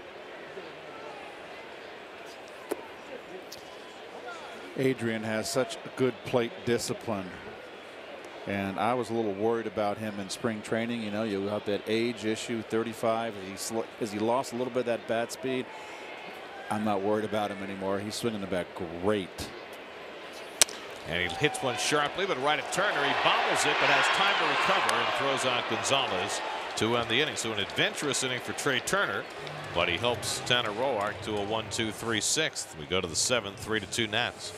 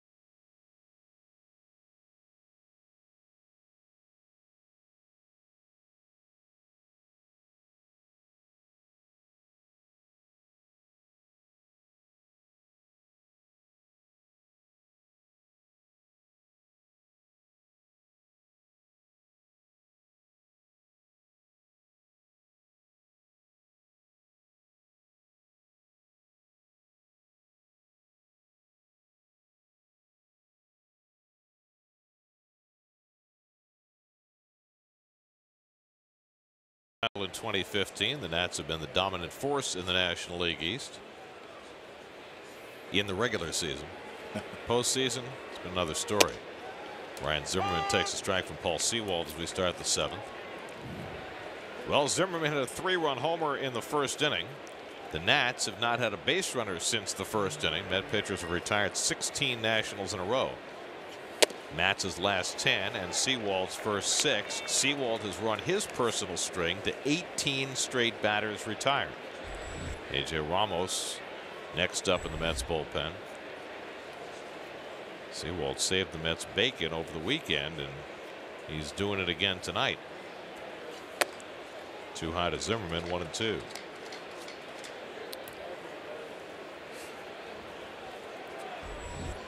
Moises Sierra on deck, and then Michael Taylor for the Nats in the 7th.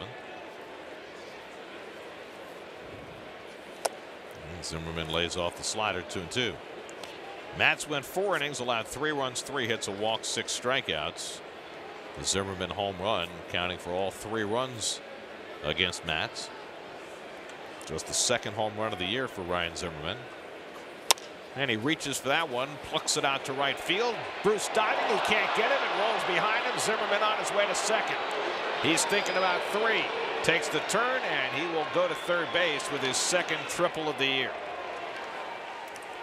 So Bruce made a gamble, came up empty, and Zimmerman winds up with 3 bases. A little soft liner right here. Jay trying to make the play under his glove. And that's a big trip right there, leading out the this inning. Get down, ball, you're saying. Get down.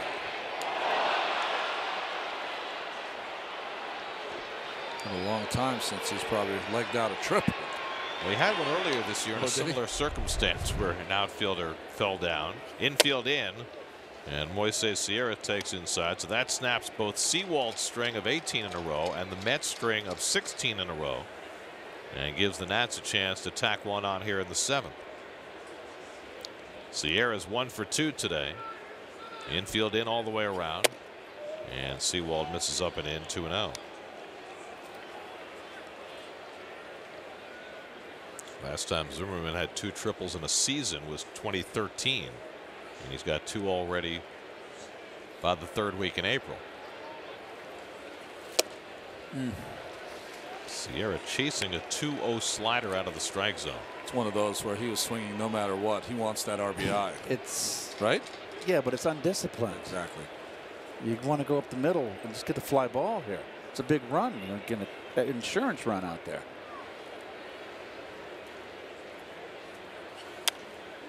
And now Sewald gets even 2-2.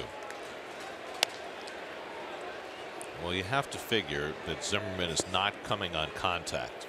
No. You get a ground ball no. in the infielder. Not with. He's not going. Not with no outs. Even with 1 out, it's a hard send.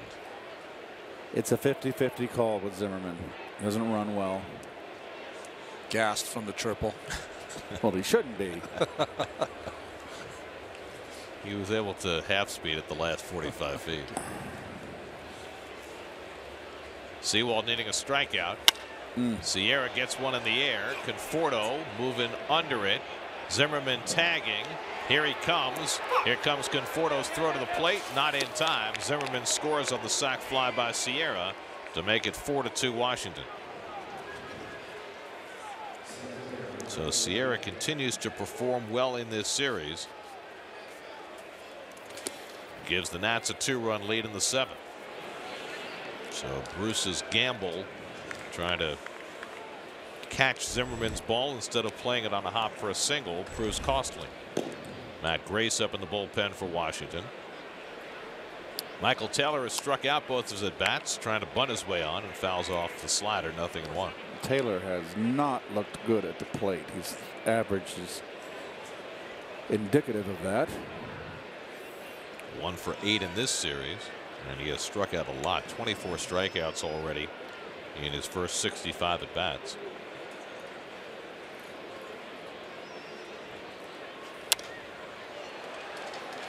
And Sewald quickly ahead 0-2. You know, when I watch Michael Taylor hit, he kind of collapses on that back leg. Yes. It's almost like he changes his eye level. Right, and your bat comes down with it. My dad would call that dipping. No dipping.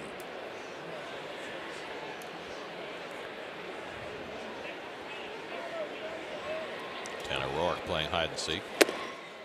Taylor holds on a high fastball. It sure looked like it, right? Like you saw the camera on him and he ducked. Well, he's thrown 90 pitches through 6 innings. No reason to think he's not going back out there for the 7th. Well, he's more effective right now than he's been all game. Tell you what, let me see, how many years ago did we play Ronnie? 30 years ago, he'd be going 9. 30 years ago, he wouldn't be in this game after what he directed at Tom Woodring. That's right. Paul Runge wouldn't have let him out. Oh, Runge, you kidding? But, well, Joe West didn't have had a short leash. Taylor pops one up. Gonzalez hoping for room to the sidewall and does not have enough. Well, we referenced it earlier. The Nationals, such a good regular season team, but going back to 2012 when they shut Strasburg down, they have been unable to get past that first round, and meltdowns in 2012, in 2016, and again in 2017 in that final game. Sewald strikes out Taylor for the 2nd out. 4th strikeout for Sewald in relief. Sewald looks terrific. It's the best I've ever seen him pitch. Very sharp. And another guy that can chew innings up. So 2 out and nobody on. And now Wilmer Defoe.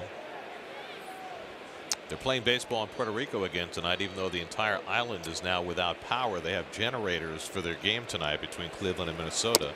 Last night it was Francisco Lindor, native Puerto Rican, putting out the keynote address with a home run. Tonight, Jose Barrios, native of Puerto Rico, 7 scoreless innings for the Twins. So I remember they playing in Hiram Bithorn Stadium. All right. And I saw the Hiram Bithorn.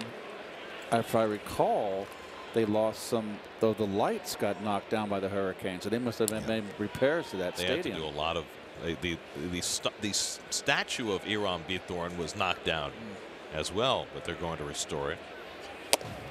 And Sewald throws one by Defoe, and it's 1-2. Barrios is one of the young star pitchers in all of baseball. Matched up against Carlos Carrasco tonight, and they've got quite a pitcher's duel going in a hitter's park. That's right. 1-2. Struck him out. Paul Sewald with another magnificent relief performance. 5 strikeouts in 3 innings. He gets nicked for a run. And we head to the 7th inning stretch. Defoe frustrated. Could not make contact against Sewald.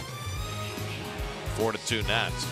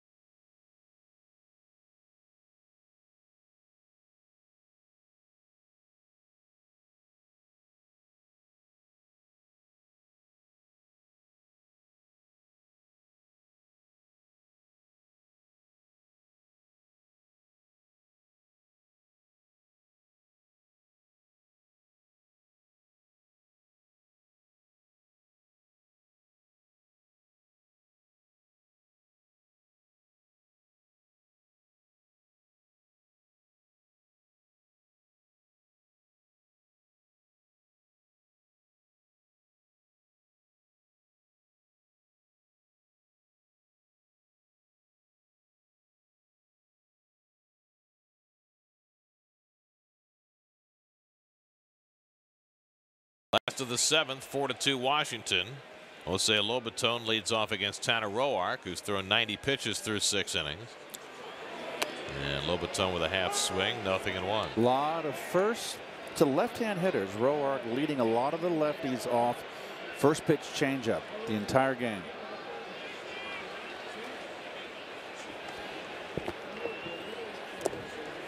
And another one. 1-1. Well, Paul Sewald for the moment is out on deck. It's hard to believe that he's going to bat in this spot with the Mets down 2 runs in the 7th, having already thrown 3 innings in relief.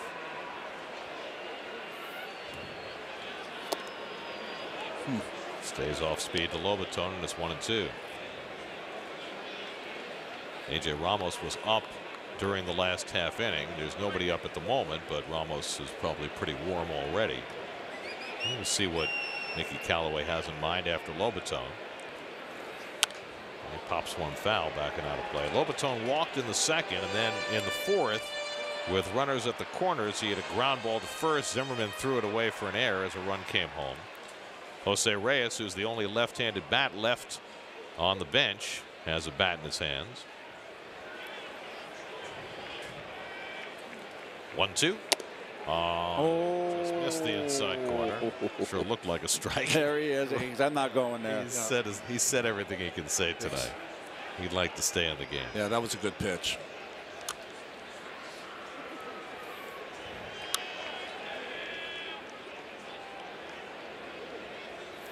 Two. Curveball fouled off. Mets begin a 10-game road trip tomorrow in Atlanta. Ozzie Albies, just 21 years old. He and Dansby Swanson, the double play combination for the Braves, off to a fantastic start. Mets then go to St. Louis for 3 and San Diego for 3. 7th pitch coming to Lobaton. Mets won't be back home till May. May 1st. Whoa. Next home game against the Braves.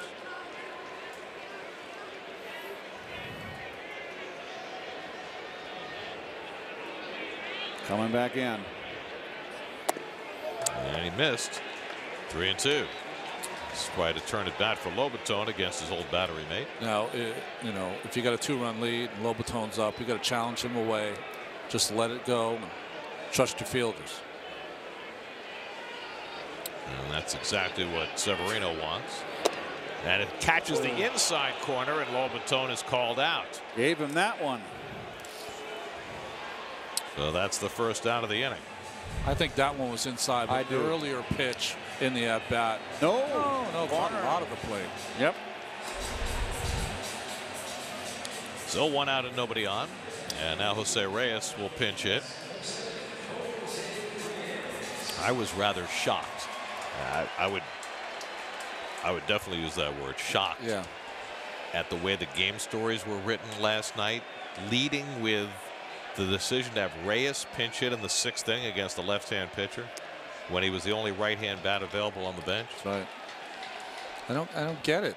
That was the right move. Of course it was the right move. And as Mickey Callaway said, if I'm not going to use him in that spot, he can't be on the team. Yeah, why have him? He said he would be a dead player if I didn't use him in a spot like that. I mean, the story of the game was the stolen bases, the extra add-on runs that the Nationals have been able to get. And for the Mets last night, the team-wide failure with runners in scoring position, it certainly wasn't on Reyes. He grounds one back to the mound. Reyes, though, continues to struggle, now 0 for 18 to start the year. Let's check in with the studio for another game break game, and McEnany is there for that.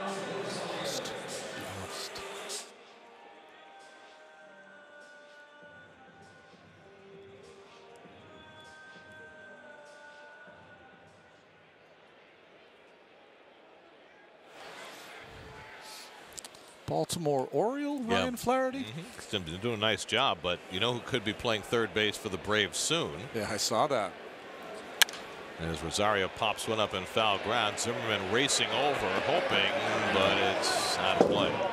The Braves today signed Jose Bautista to a minor league contract, and they're talking about playing him at third base, which was his original position. Former Blue Jays right fielder. Going to work out at third base. I mean, it's a can't miss for the Braves, right? Well, I mean, Johan Camargo was supposed to be the third baseman. He's hurt. Flaherty's been filling in and doing a nice job. Rosario gets a hold of one to center field, but it'll stay in the park, and Taylor is there. That retires the side, but if Bautista has anything left, the Braves could cash in big time on a very small investment. 4-2 Nats after 7.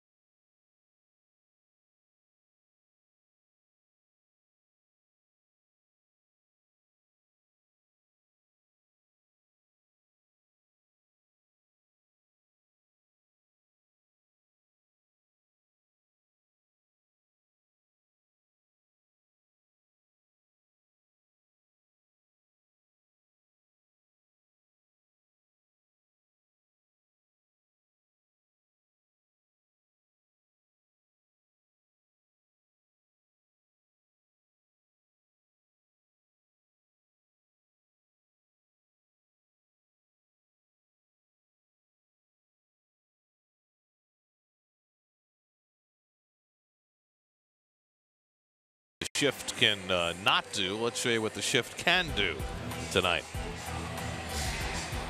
Perfect position by Kendrick. Nice.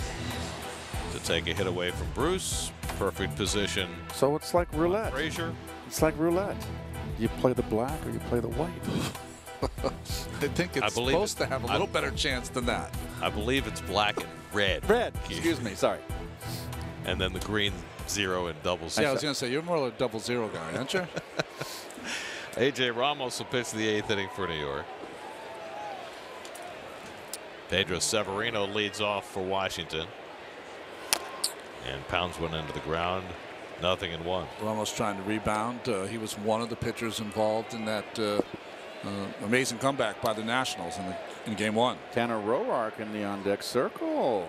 103 pitches for Roark so far. They have the bullpen busy, but he is on deck.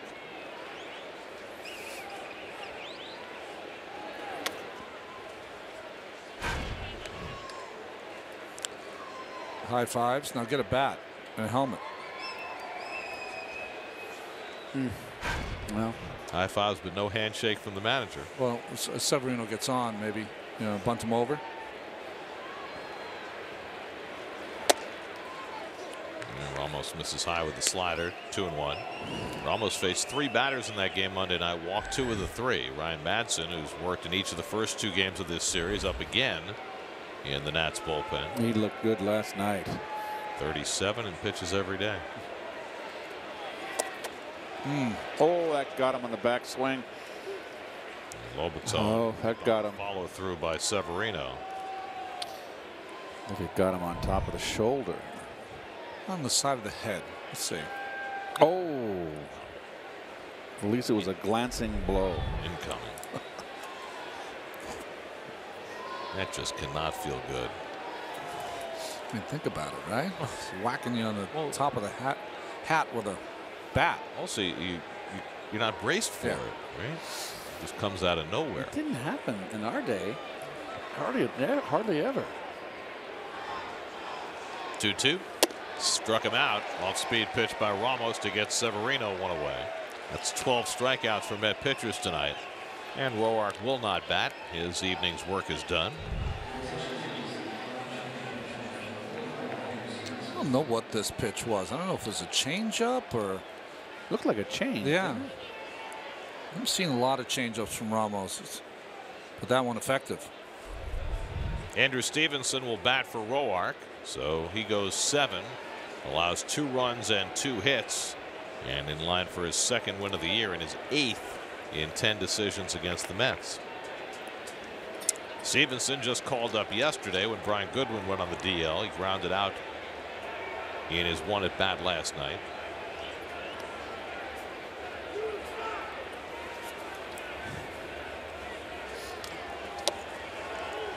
And a curveball from Ramos misses ball 1.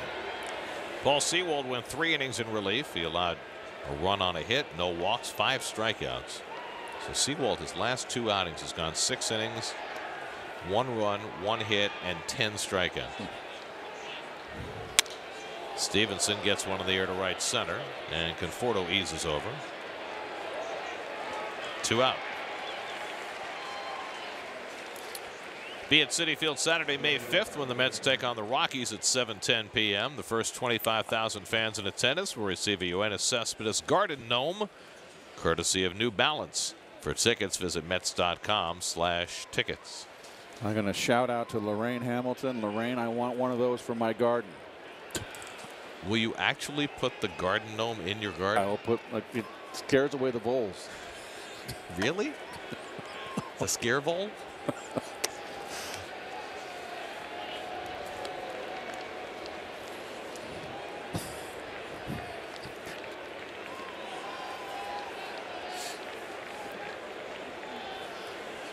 Turner tonight is 0 for 3, struck out twice and flied out. The Nats have had only 1 base runner since the 1st inning. They got a 3-run homer from Zimmerman in the 1st, then 16 in a row retired. Zimmerman hit a triple that Bruce made a dive for and turned into 3 bases. He scored on a sac fly in the 7th. And that's the only base runner since the 1st. That's grounded to the hole. Rosario with a running throw on a hop, and it's in time to get the speedy Turner. Nicely done by Rosario. And he got the long hop to Gonzalez on the money to retire the side.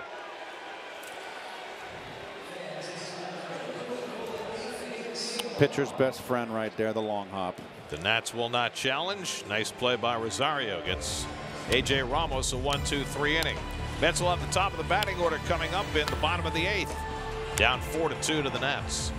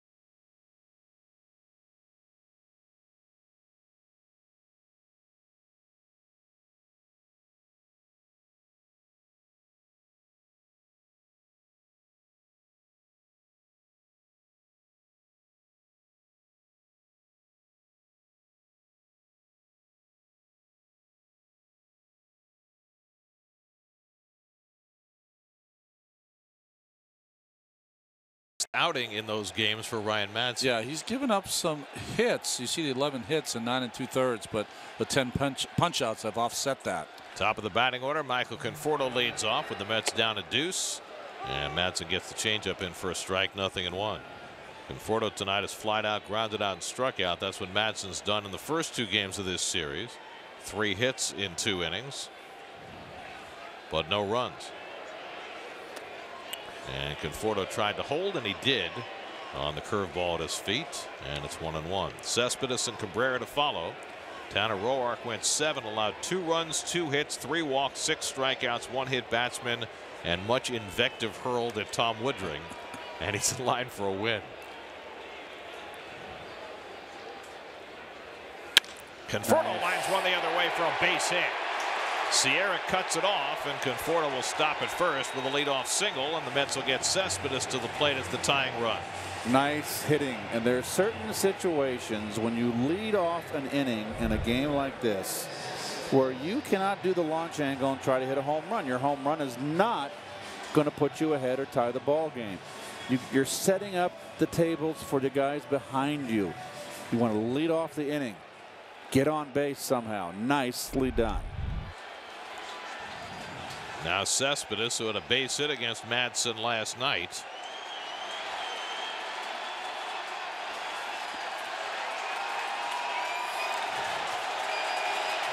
Cespedes tonight 0 for 3, a pop-up and 2 strikeouts.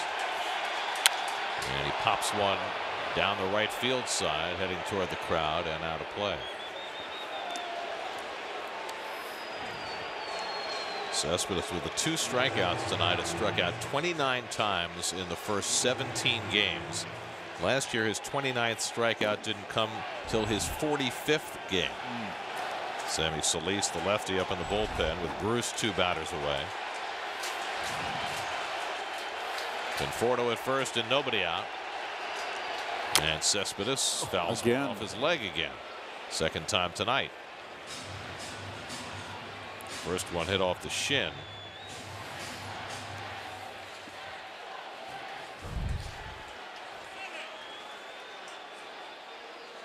No toe. So a shin and a toe. Shinto, religion.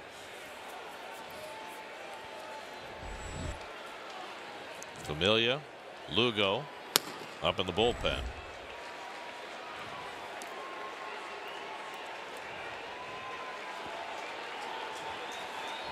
So now Madsen ahead on Cespedes 0-2 with Cabrera on deck.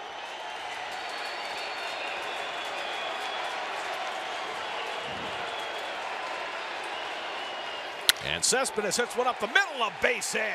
Conforto to second, he'll pull in there.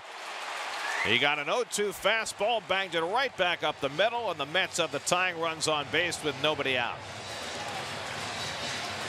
Tanner Roark struck him out with 2 strikes twice with that slider off the plate, and Madsen goes after him 0-2 with a fastball.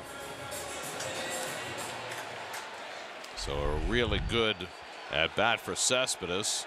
Gets Cabrera to the plate with 2 men on. It's been another strong night with the bat for Cabrera. He doubled to right field in the 4th, then hit a sinking line drive to left center that looked like it would be a base hit, but Michael Taylor made a terrific diving catch to take it away. Cabrera grounded out against Madsen last night.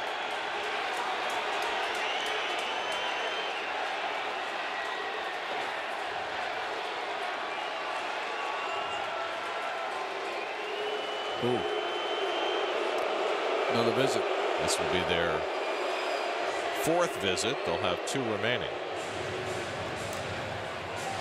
I think this is as many visits as we've seen a team have in a 9-inning game. Yeah, I was just going to make that remark.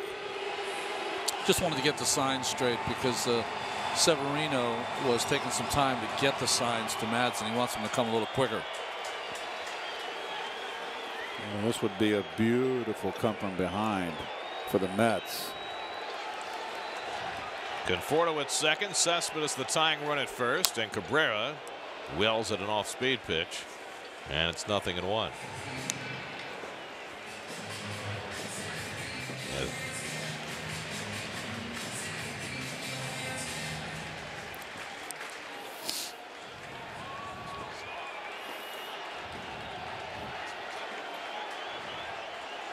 Cabrera 5 for 11 in this series with 3 extra base hits.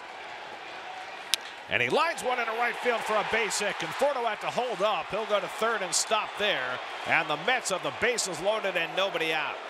So Madsen, pitching a 3rd straight night, has given up 3 straight hits to start the 8th inning. 3 straight bullets. Trying to push their 37-year-old reliever. Not an awful curveball, just better hitting by Cabrera, who's red hot. And good base running by Conforto. You're down 2 runs. Not sure it's going to be a line drive. Don't want to get doubled off. Good base running. Well, they have the lefty Sammy Solis ready in the bullpen, but they're going to stay with Madsen to pitch to Bruce with the bases loaded and nobody out. Bruce is 0 for 3 and a line drive to the second baseman his last time up. Conforto at third, Cespedes the tying run at second, Cabrera the potential go-ahead run at first with nobody out.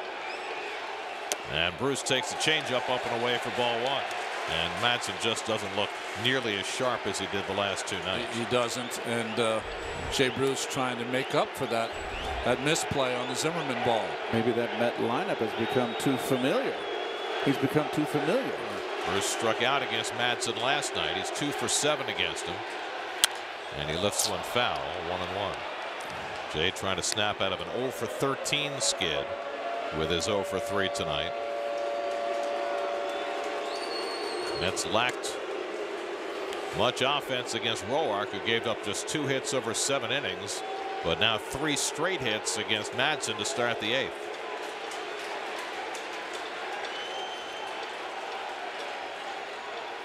And Bruce fouls back the fastball, 1-2. Madsen's airing it out.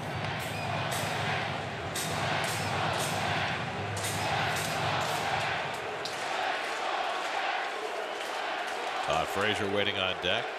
Conforto, Cespedes, Cabrera, 3 straight hits.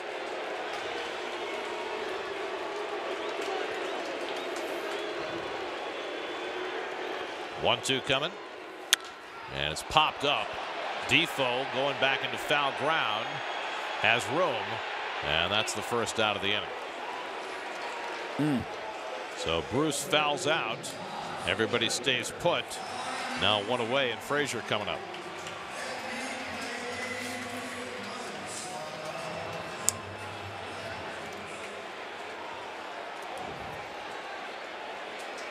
Mets been looking for that big hit 2 days now. They got 1 in the 4th inning from Adrian Gonzalez, a base hit to drive in a run, but that's their only hit with a runner in scoring position in this series until Cabrera's base hit here in the 8th. Frazier's walked twice and grounded out 0 for 1. Bases loaded, 1 out. And he takes a strike from Madsen.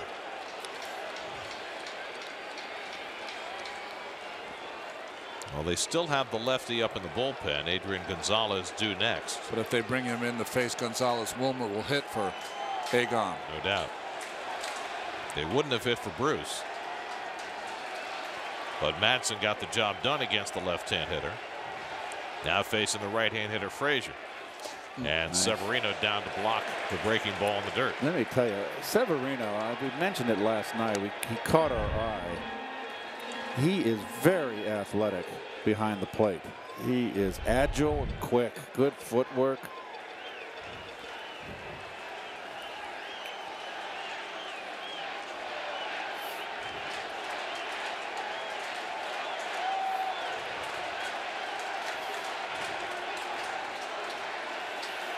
One and one to Frazier.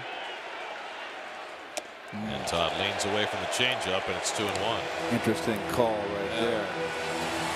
Trying to get him out front, maybe, to hit a ground ball. No, he's got himself now. He's got to throw strike, Ronnie. It's a good bases loaded, good hitter, good hitters count. In the series, they've been coming inside to Frazier when they've gotten behind. Dangerous pitch, though, with the bases loaded. Giving Frazier that right side of the infield again.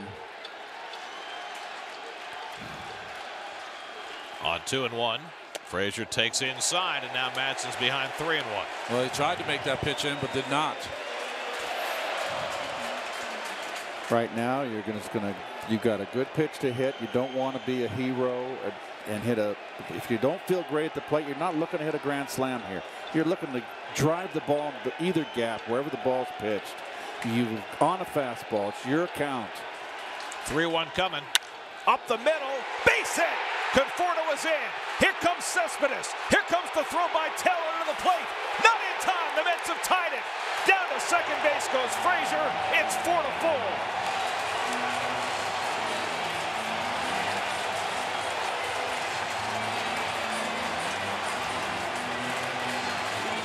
Todd Frazier, big hit, took it up the middle, drives home a pair. The Mets have gotten even, and now they have 2 in scoring position with 1 out.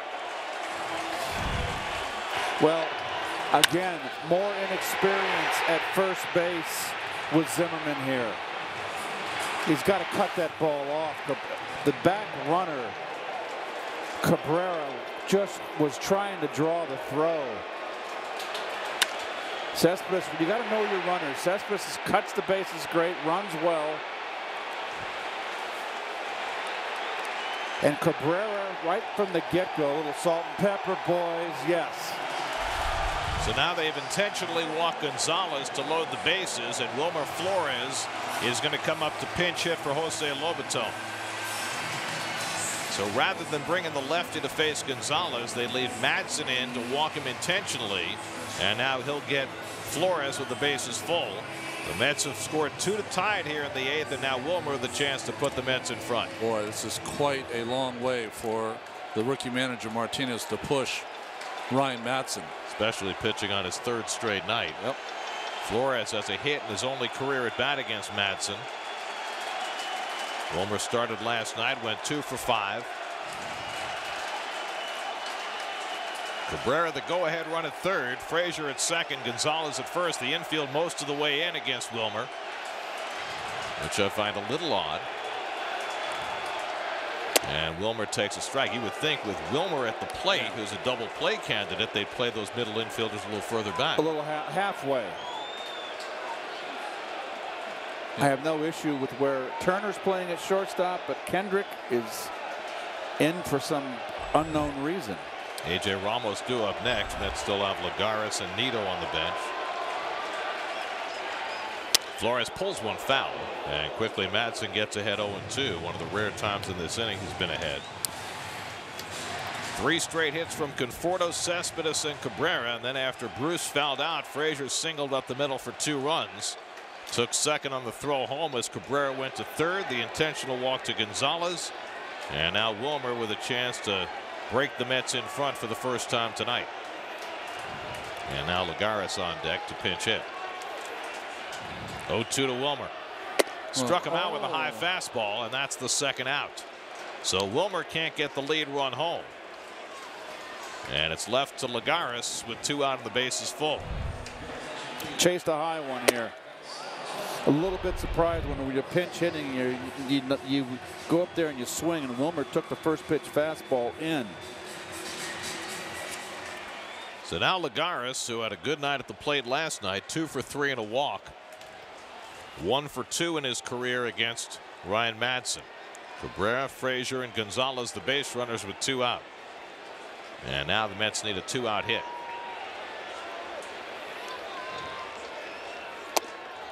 And that's just off the corner, ball 1. Lagares, the 8th man up in the inning. It's been a heck of a ball game. That's trying to salvage one after the Nats took the first 2 of this series. Last game of a homestand before a 10-game road trip.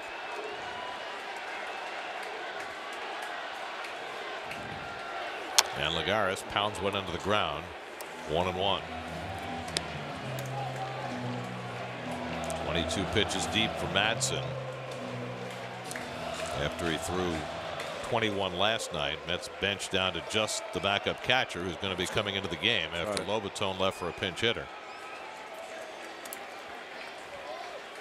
Remember that Mickey Callaway chose to pinch hit for Mats back in the 4th inning, which shortened his bench a little for the later innings. 1-1, and it sits high. 2-1 to Lagares.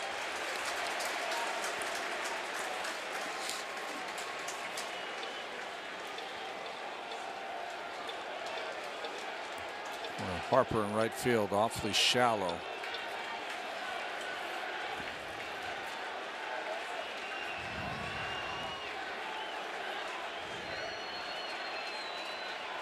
2-1 coming.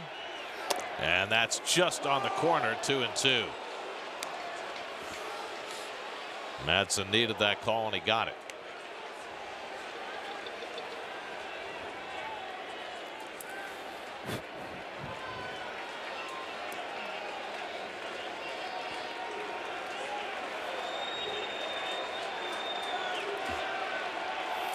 Bases loaded, 2 out, 2-2 to Lagares. And he just got a piece to keep the at-bat alive. 2-2 changeup from Madsen. And that one caught Severino. Second time he's been drilled tonight. And this one off the other thigh. Yep. That one off the right thigh earlier in the game. You know, what it has stopped with the mound visits. Remember when catchers would get hit, they'd kind of walk it off out to the pitcher. No longer. Still got the umpire to dust off home plate though. Yes. 25 pitches deep for Madsen in this 8th inning. Another one to make to Lagares with the bases full.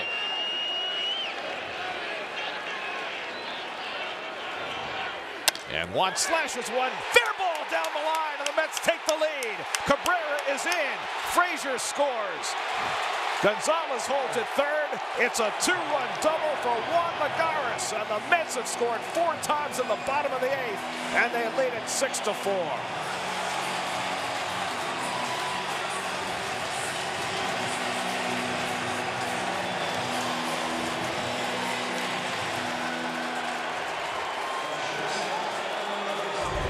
Well done, Juan. Stays level on the outside fastball, belt high, right down the line.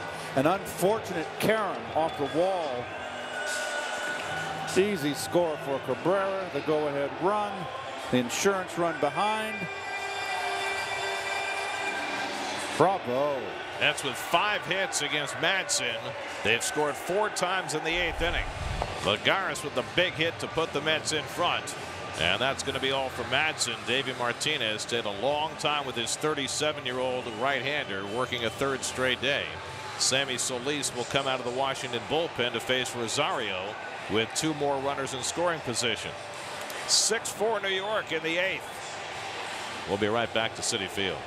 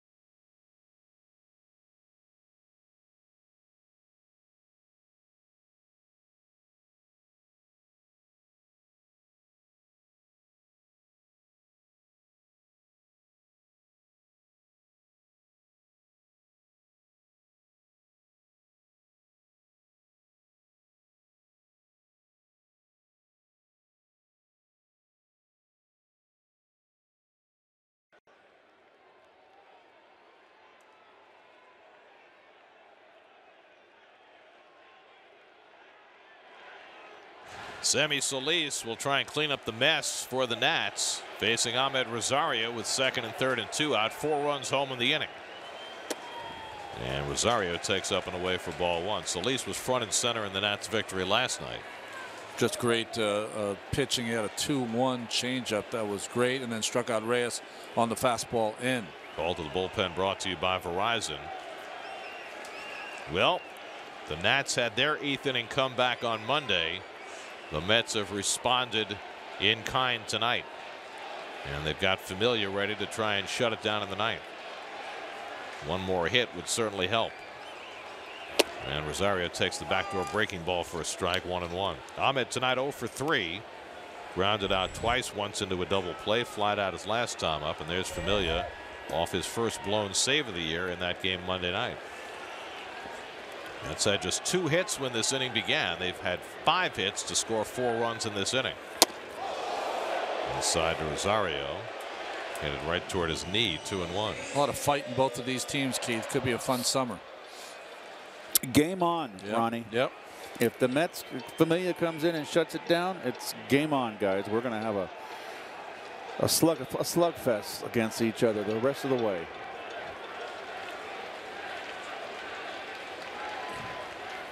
In tight, and Solis behind 3-1. Michael Conforto, who started this inning, is on deck.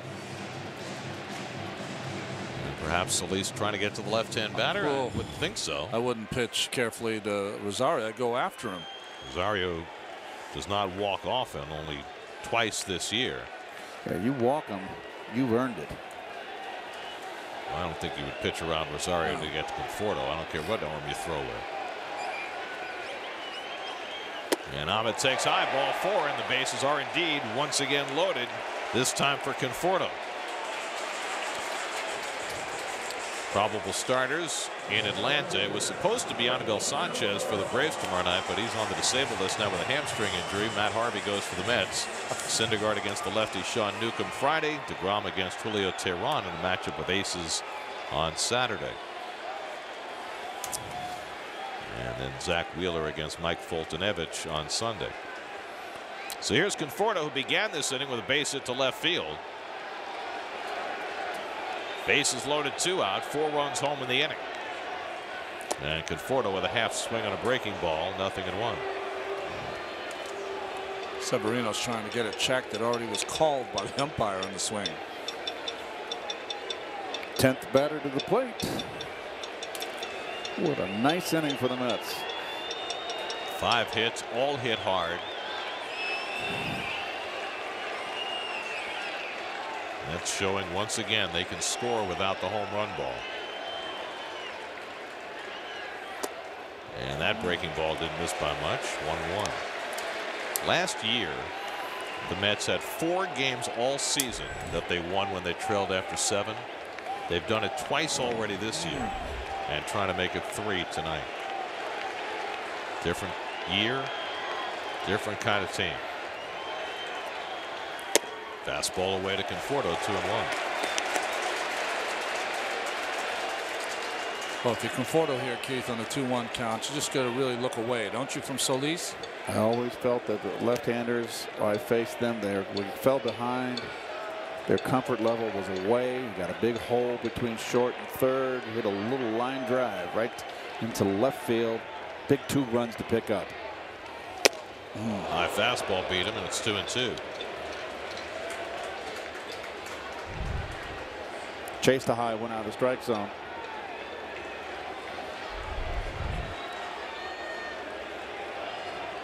Gonzalez at third, and then Speed behind him with Lagares at second and Rosario at first with 2 out.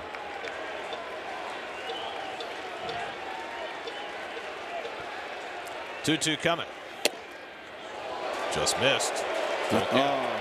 Dicey. Well, that'll set the merry-go-round in motion. Gonzalez at third. Lagares at second. Rosario at first. They'll all be moving.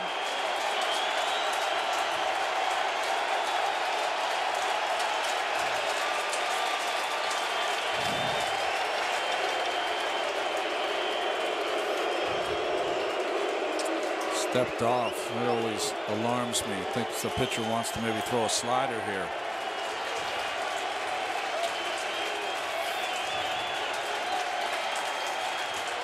Three-2. Fouled it away, and they'll do it again.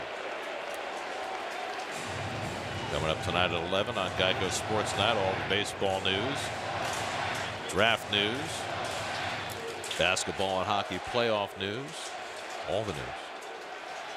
That is the news. Part of the news. What's the news across the nation?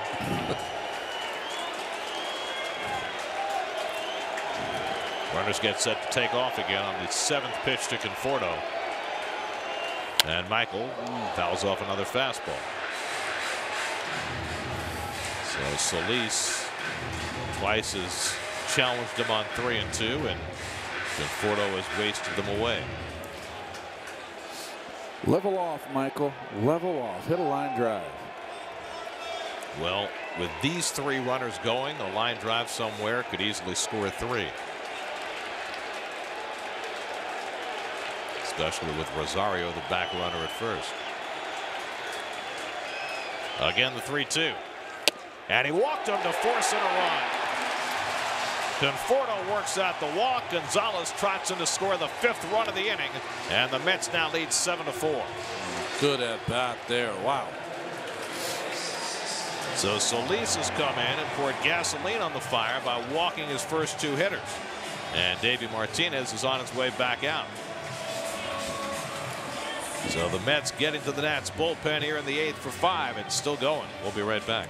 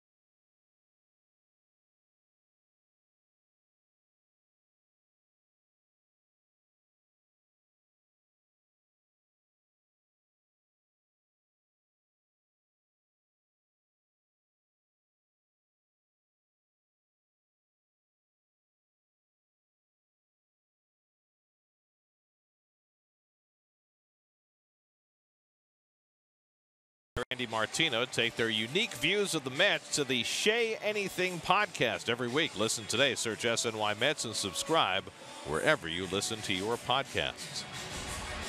A.J. Cole trying to get the elusive final out for the Nats in the bottom of the 8th. Well, he lost his starting position, but he's been using this bullpen a couple times in this series. Gave up a 2-run homer to Asdrubal Cabrera on Monday, yet wound up the winning pitcher after the Nats pulled off that 6-run 8th inning rally. The Mets with a 5-run 8th inning rally of their own tonight. And they've got a chance for more with Cespedes, who had a base hit earlier in this inning. Bases loaded, 2 out. And Cespedes takes a strike from Cole. Look at those numbers with the bases loaded. Beyond Tabler-esque. Well, good hitters thrive in this situation.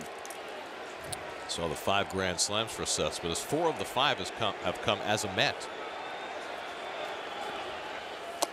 Goes after a slider from Cole when it's 0-2. Cespedes the 11th man up in the inning. That's with 5 hits and 3 walks in this inning. Frazier had the 2-run single to tie it. Lagares the 2-run single to put the Mets in front. Tack on a bases loaded walk to Conforto for the 5th run of the inning. Last at bat, Cespedes had an 0-2 hit off Madsen. Now Cole with the 0-2, and he yanks the slider foul. Well, you can see that Cespedes right now, who is a terrific breaking ball hitter, out in front of the breaking ball, which means he is off, and it shows on his batting average.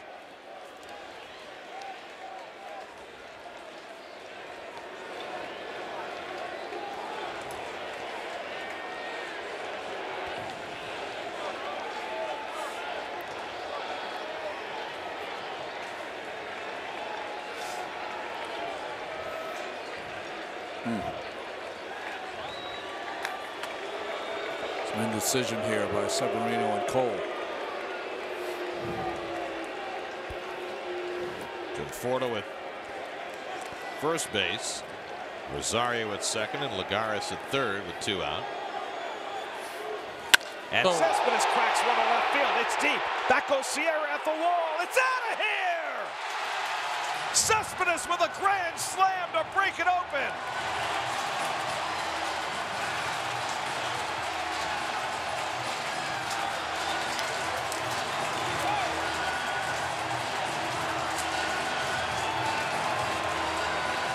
Sixth career grand slam for Cespedes, his 5th as a Met. The Mets with a 9-run 8th inning, and they lead it 11-4. I was mentioning just some indecision there between Severino and Cole. Didn't make the pitch, and a high fastball for a grand slam on an 0-2 pitch. Can't keep a good man down, and this is a high fastball. Look how he got on top. There's no launch angle there. That's getting on top of a high cheddar. Did you see that reaction? It was like, finally. Mets have hit 3 grand slams this year. They've all come against the Nationals. And if the Mets wanted a perfect response to what the Nats did on Monday, they just crafted it. Yes, they did. A complete obliteration of the Nationals bullpen, just as the Nats put it on the Mets. Difference is they hit the ball a lot harder in this inning than the Nats did on the 8th inning on Monday. Cespedes with 2 hits on an 0-2 count in the same inning. A single and a grand slam. Cabrera, the 12th man up in the inning, and he slaps one toward the hole. Defoe able to cut it off. And he throws him out, and the inning comes to an end, but not before the Mets put up their biggest inning of the season. A 9-run 8th capped by a Yoenis Cespedes grand slam. Message sent. Not going down that easy. We go to the 9th at Citi Field, 11-4 New York.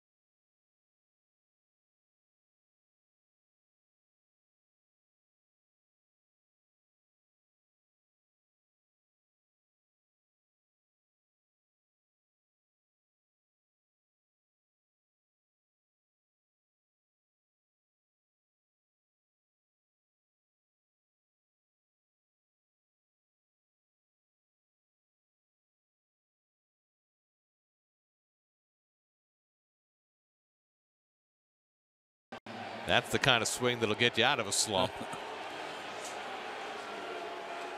Tomas Nido comes in to catch the 9th inning, and with the Mets now sporting a 7-run lead, no need for Familia. It'll be Seth Lugo to pitch the 9th. Pitched in the first game of the series. He was the first pitcher, first reliever that came in after DeGrom and walked the only hitter he faced.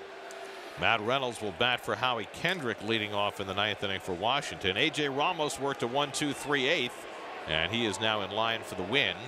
Ryan Madsen, who gave up 6 runs in 2/3 of an inning, is on the short end. 6 against Madsen, 2 against Solis, and 1 against Cole in that 9-run 8th.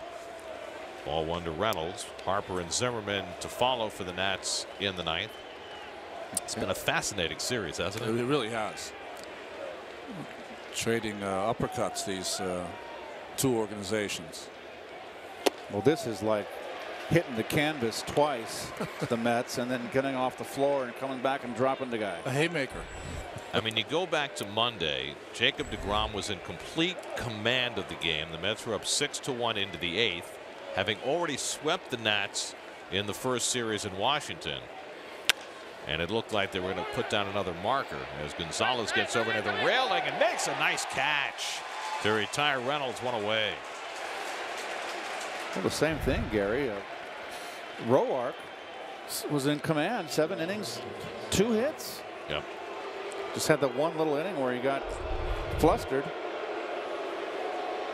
And not the first time the Mets have put a hurting on the Nats bullpen. They did that in Washington against Kinsler on a couple of occasions, tonight against Madsen. And you know, obviously we don't watch the Nats every day, so you don't know about availabilities and such things, but it was really odd how long Davey Martinez stayed with Ryan Madsen, pitching a 3rd straight day. Here's Harper chasing a fastball up and away, 0-1.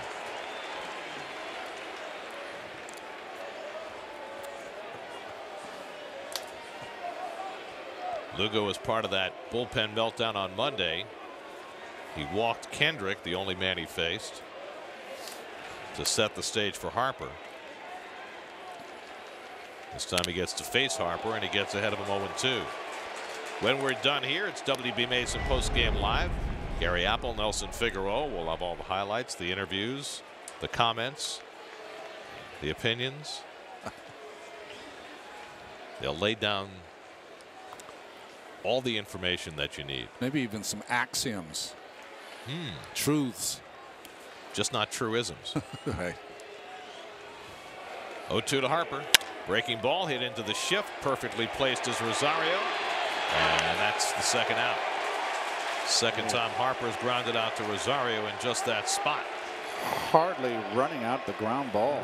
People's United Bank brings you tonight's starters. Steven Matz settled in nicely after the Zimmerman 3-run homer in the first, but was pinch hit for after 4. Tanner Roark, despite his misadventures with the home plate umpire, went 7 very good innings, only to see his work blown up by the bullpen. So here is Zimmerman with the Nats down to their final out. He has a 3-run homer and a triple tonight, and he takes a slider for a strike from Lugo. Tomorrow night the Mets are in Atlanta to start a 10-game road trip. Matt Harvey on the mound, and this will be a nice finish for the Mets to get on their airplane and head down south. And the breaking ball misses. A ball and a strike to Zimmerman. That's got strong bullpen work from Paul Sewald and A.J. Ramos to keep them in the game and set the stage for that 9-run 8th.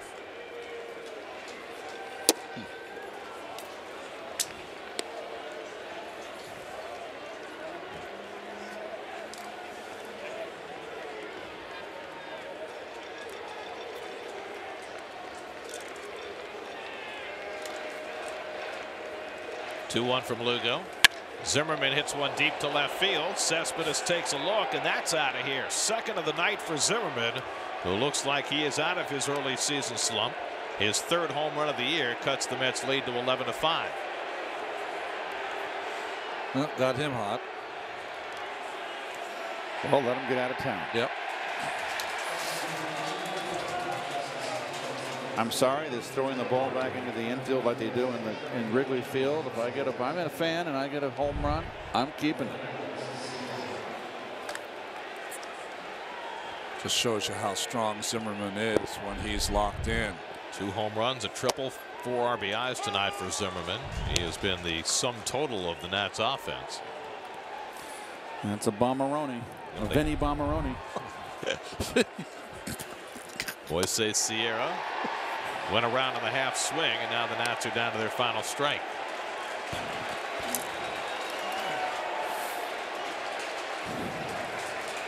The Nats only have 5 hits tonight, and Zimmerman has 3 of them, and they're all extra base hits.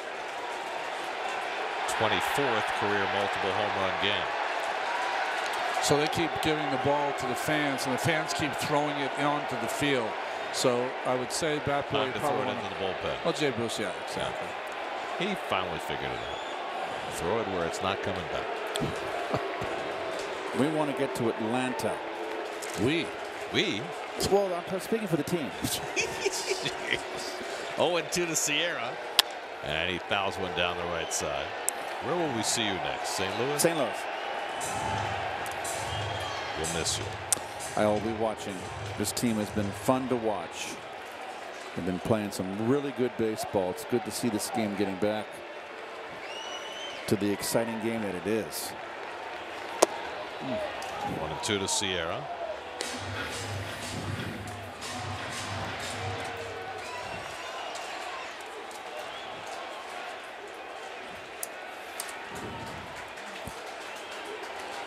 One-two from Lugo. Breaking ball, grounded to Frazier. And the ball game is over. The Mets with their biggest inning of the year and their biggest run scoring total of the year come from behind and beat the Nats to salvage the final game of the series. A 9-run 8th and 11-5 Met win. Well, this is just a terrific come from behind. We mentioned earlier, tough loss the first game of the series. The press kind of making after a 2-game losing streak like it's the sky is falling, and this team down comes back with that 9-run inning. 3 big hits, obviously. The 2 RBI single by Frazier, the double by Lagares, fantastic, and then the grand slam. Tonight's game summary presented by Jeep. Mets now 13-4 on the year. Biggest inning of the year. Cespedes captain with his 6th career grand slam, his 5th as a Met, as the Mets, after losing the first 2 of the series, come from behind to beat the Nats tonight. For every Mets win, the Mets organization is proud to contribute $2,500 to Northwell Health and the Katz Institute for Women's Health. For more information, visit northwell.edu/cats. This win brings the total contribution so far this season to $32,500. SNY Super Slow Motion is brought to you by your Mercedes-Benz Tri-State dealers. Mercedes-Benz, the best or nothing.